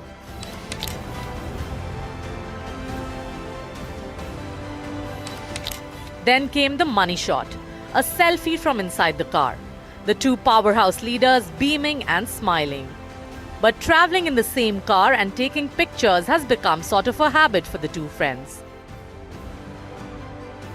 Tianjin, just a few months ago, saw the very same moment, Putin giving Modi a ride in his famous Aurus Senat.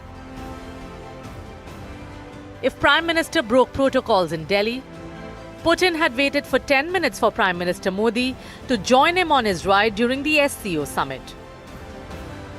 A picture-perfect friendship indeed. NDTV Bureau Report.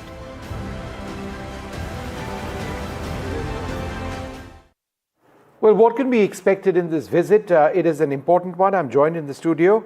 Roman Volkov is a Russian entrepreneur. He's been living in India for the last couple of years. Ajay Malhotra, former Indian ambassador to Moscow. We've got Dr. Sudhir Mishra, the current and Air Marshal R. G.K. Kapoor. Thank you all very much for being with us. Ambassador Malhotra, let's talk a little bit about trade first, because it's been an unequal trade partnership in the sense that India continues to import much more than Russia does of Indian items, Indian supplies. Of course, Russia is in a war right now, but realistically, by the end of this visit, do you expect that trade imbalance to be addressed substantially? Vishnu, when you trade, both sides benefit. You agree on a price which the buyer and the seller think is mutually beneficial and advantageous, and then you have a deal, and then trade takes place. So in this case, I wouldn't worry too much about the so-called imbalance, because India benefits from that imbalance. I mean, it would be frankly quite ridiculous if we are trying to remove the imbalance by asking the Russians to curtail oil imports. We are benefiting from that because of the lower price at which we've been buying so far. So unlike in other cases, I wouldn't say that we need to reduce Russian imports, but perhaps we need to increase Indian exports. Yeah, exactly. That's what I'm asking. And that's what needs to be done. We're looking at pharma, we're looking at agriculture, we're looking at automotive components. Is that something that's realistically going to be addressed in this visit, Ambassador? It will be addressed, but the success rate, I would say, from 5 billion Indian exports, you might get to 7 or 8 billion. But suddenly going up 7 or 10 times, like the Russian exports to us went up because of a purchase of a large quantity of oil, which is very beneficial to us. Sure. So in the other direction, I don't see it taking place, except there are a few commodities where we can do well. For example, pharma, fertilizers, importing from them, but pharma from us, some agricultural produce. Shrimp, for example, has great perspective out there. And I'm looking at items where we have, our industry might have suffered due to the sanctions and the tariffs being put by the Americans. So certainly you have textiles and hosiery. You would have food products and seafood in particular. And you would have maybe items like carpets, for example. Sure. Or handicrafts that go to USA, which can easily be redirected here and would have a ready market for them. All right. But in agricultural products also, there are many out there. Sure. Russia needs now, for example, potatoes, pomegranates, and other such items. And we will be happy to provide them. Yeah. Dr. Mishra, for example. Sure. So just give me one moment and let me keep the strike rotating. Dr. Sudhir Mishra, is a DRDO chair emeritus, but he's also India's Brahmos man. Somebody who's had a decisive role in bringing into our country and developing with the Russians a state-of-the-art weapon system that in fact went on to define a part of Op Sindoor. Dr. Mishra, Brahmos stands for Brahmaputra Moskva. It's technology which was originally Russian but then became very Indian. How did that partnership work in the context of two friendly allies working together on state-of-the-art technology? Good evening, Vishnu. Before I answer your question, I would like to highlight that we are witness to a second most watched, photo op. The first was between Trump and Putin. Putin was common. This is the second one. Now, to answer the question, we did not do any technology transfer in the case of Brahmos. We did the joint development. You see, I can call it as a first FDI in the defense. It was approximately $150 million way back, about 27 years back in 1998. Right. The second thing is we divided the work proportion to the investment. So 50% of the missile has been developed in India by DRDO and is given to Brahmos. So it's a real joint venture, not technology transfer. What makes it different is that we are very ably supported in the development of Brahmos subsystem by DRDO. So we created a separate project, which was working dedicatedly only for the Brahmos program. And the best of the manpower came from DRDO to Brahmos, and they really added to the technical JV apart from the financial JV. But Dr. Mishra, what was the Russian technology which came along with the missile, which obviously was at the core of the missile itself? For example, the Seeker was initially Russian, now it's Indian. So how did you progress from Russian to Indian tech? You see, it's a very long story. Dr. Kalam witnessed one engine being developed in erstwhile Soviet Union.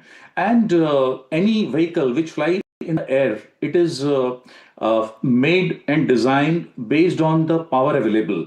So both the sides, Dr. Kalam and his counterpart, Dr. Yefremov, he decided that we would design the world's fastest, most advanced cruise missile around this engine. So the engine and the seeker means the electronic subsystem which identifies the target. It came from Russia. And rest of the subsystems like guidance, navigation, the aerostructure, all the softwares, onboard computers, navigation systems, and all the certification processes, they were developed in India. The structure is Godrej, right? The structure was built by Godrej, yes. or is built by Godrej, right? There are many companies like Godrej, L&T, Vem Technologies, Anant Technologies, and there are about 200 companies which are involved in the manufacturing of the subsystems of Brahmos Aerospace. It's possibly the best and most successful sort of joint development of a weapon system. I'll come back to you in a moment. I just wanted to go across to Roman, who's been waiting very patiently. What are your expectations of this visit? Yeah, I think this visit is very logical in current circumstances, but business was working 24/7 since past 20 years between Russia and India. Yes, right now we see improvement because, for example, I came from Moscow shifted from Moscow to Delhi to build e-commerce platform in iron and steel. Before that, we were doing this in Russian market. We were the largest one in the trading steel in the e-commerce space. But we shifted to India because we saw huge potential not only in export-import between Russia and India, but also in Indian market itself. Yeah. And this is very amazing, like to see how Indian economy is growing. But Roman, tell me one thing. At the heart of the relationship is the people-to-people relationship. We are all talking about defense and we are talking about trade and oil and sanctions. But being a Russian in India, does it feel like being at home? Maybe not the air pollution, but otherwise. Yeah, so exactly. I mean, this is one thing which I'm really grateful to India, because here you feel really at home. So people treat you very well. So I think from the first day, and I met thousands of entrepreneurs in India, and I haven't met any kind of wrong kind of relationship. So in terms of relationship, it was very, very like maintaining, very warming. Yeah. So this is amazing. Air Marshal Kapoor, one of the most important weapon systems for India during Op Sindoor was the S-400. That's been a Russian import directly. And even though we don't expect a defense deal, for more Russian S-400 systems now, it certainly seems to be something on the cards. Now, this is important for India because our decision to stick to the S-400, despite American pressure, has 110% worked, right? Yes, I think S-400 was the game changer. It got its longest surface-to-air kill ever in the world at about 310 kilometers plus. And so there is no doubt that S-400 is a game changer. It's the best air defense system in the world today, just short of what I would say is S-500. But with the current operational philosophy that we have, which is developing of long-range weapons and long-range strike, I think it is important that India gets more of such weapon systems, at least S-400s. And in fact, two are yet to come. Yeah, exactly. And so those two should be expedited. I think that would be very high on agenda. In addition to probably, I would say, to have some more tech transfer for development of Kusha that we are doing, DRDO. I think this is a great opportunity for two nations to look at some deliverables in co-development and co-production, where India gains in terms of technology transfer, in terms of building up its own technology base to leapfrog into a world standard that awaits us. All right, gentlemen, thanks very much for being with us. Ambassador Malhotra, I'll request you to hang on for just a few moments because I wanted to get your views on what we play out next. In 2002, I had the opportunity of interviewing President Putin in the Kremlin. It took place at 2 in the morning. It was a 45-minute interview. And it just strikes me that some of the key themes that we are talking about 23 odd years later, whether it's state-sponsored terrorism from Pakistan, whether it's the proliferation illegally of nuclear technology, of the need for Security Council reform, these are themes. And of course, of Russia's export of its weaponry to China, that's been a factor for us. That remains relevant all these decades later. In a sense, these were important new themes back then. Let's play out that interview and then get a quick couple of reactions. Welcome now to a very special episode of Talking Heads. Joining us for this is the President of Russia, Mr. Vladimir Putin. Mr. Putin, thank you so much for joining us for this very special episode of Talking Heads. We were speaking about a unipolar world and a multipolar world. Do you believe that America's actions against Iraq, at least its stated policy against Iraq, represents a unipolar, hegemonic interest, which is very different from what Russia believes to be the correct course of action? We share the position of our US partners in the sense that we must make sure that Iraq is not developing weapons of mass destruction and has no such weapons in its possession. And although the world has changed, the tools, the international instruments that we used before to improve international relations can continue to be used and should be used and adapted to the present day situation, and they can be further improved. And here what I have in mind is first and foremost such instruments, such tools as the United Nations. But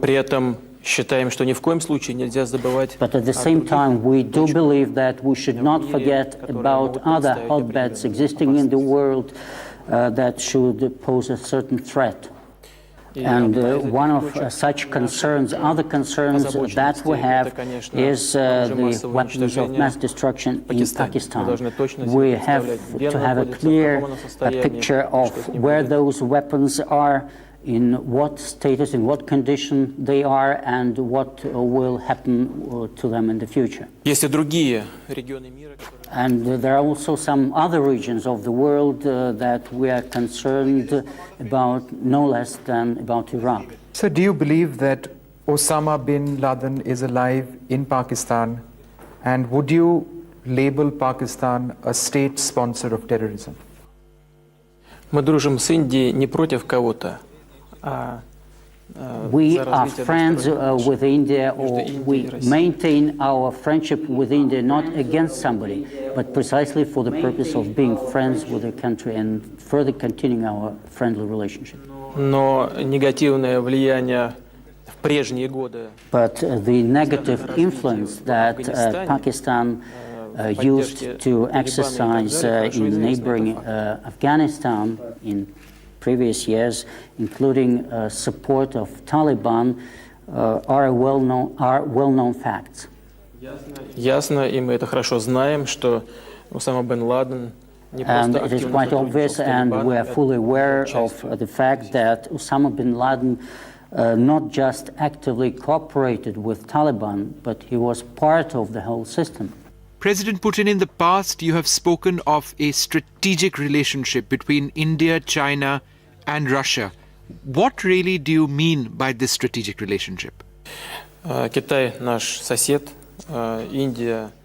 China is our neighbor, and India is one of our major international partners and a country relations with which are of utmost importance to us, and we think that we should try to develop our bilateral relations with each of these countries, because each relationship is of paramount importance for the Russian Federation. Наша позиция заключается And our position is as follows. We are convinced in the need for positive development of relations between Russia and India, Russia and China and India. And I think that all the parties concerned are interested in that development, all the parties within this triangle. At the same time, I think that we shouldn't get ahead of time or move ahead without proper preparation. We should move ahead step by step in a staged way, trying to develop harmonious relations, preparing all the necessary conditions. But of course, our aspiration, overall aspiration, should be to develop our relations in as positive a way as possible. Why then, sir, if each relationship is of paramount importance to Russia, does Russia provide China with weaponry similar to what it provides India, for example, Sukhoi 30 fighters, Kilo-class submarines, advanced destroyers, when Russia is aware that India and China have a long-running border dispute? Россия активный участник рынка вооружений. Russia is an active player in international weapons market. And we are among the leaders in the world in that area, but we are not the first. We are not in the first position in arms sales. There are some countries that sell much more weapons to great amounts than Russia. Это, собственно говоря, рынок высоких технологий. Здесь This is достаточно жесткая a market of high technology goods, and therefore it is a highly competitive market. У нас с Китаем тоже With China, огромная we also share a very long border, and we too have had our border disputes between China and the Soviet Union then. At the same time, we are gradually resolving those problems. Еще одно очень важное обстоятельство. And there is yet another very important point. Я сказал, что на рынках вооружений идет достаточно напряженная As I said, very tough competition is going on in international weapons markets. Вместе с тем, Россия не поставляет And at the same time, Russia is not transferring, is not delivering weapons to conflict areas. And this is our rule. И мы стараемся придерживаться этих правил. And we try to abide by these rules. Между Индией и Китаем, слава богу, There is no conflict now between India and China, and I hope there will be no conflict in the future. И чем больше мы будем the more we keep developing relations within the triangle to which you have referred, the more successful will we be in achieving that positive result. Mr. Malhotra, it's interesting, a lot of the points that he mentioned over there, other than Osama bin Laden, who's not a factor personally, remain the same. India continues to face the threat of terrorism. Nuclear proliferation is an issue all over the world. The fact that Russia transferred those Sukhoi 30s to China has meant that China has developed them into the J-15 and J-16 jets, which bedrock the Chinese Air Force. But through it all, their support, Russia's support,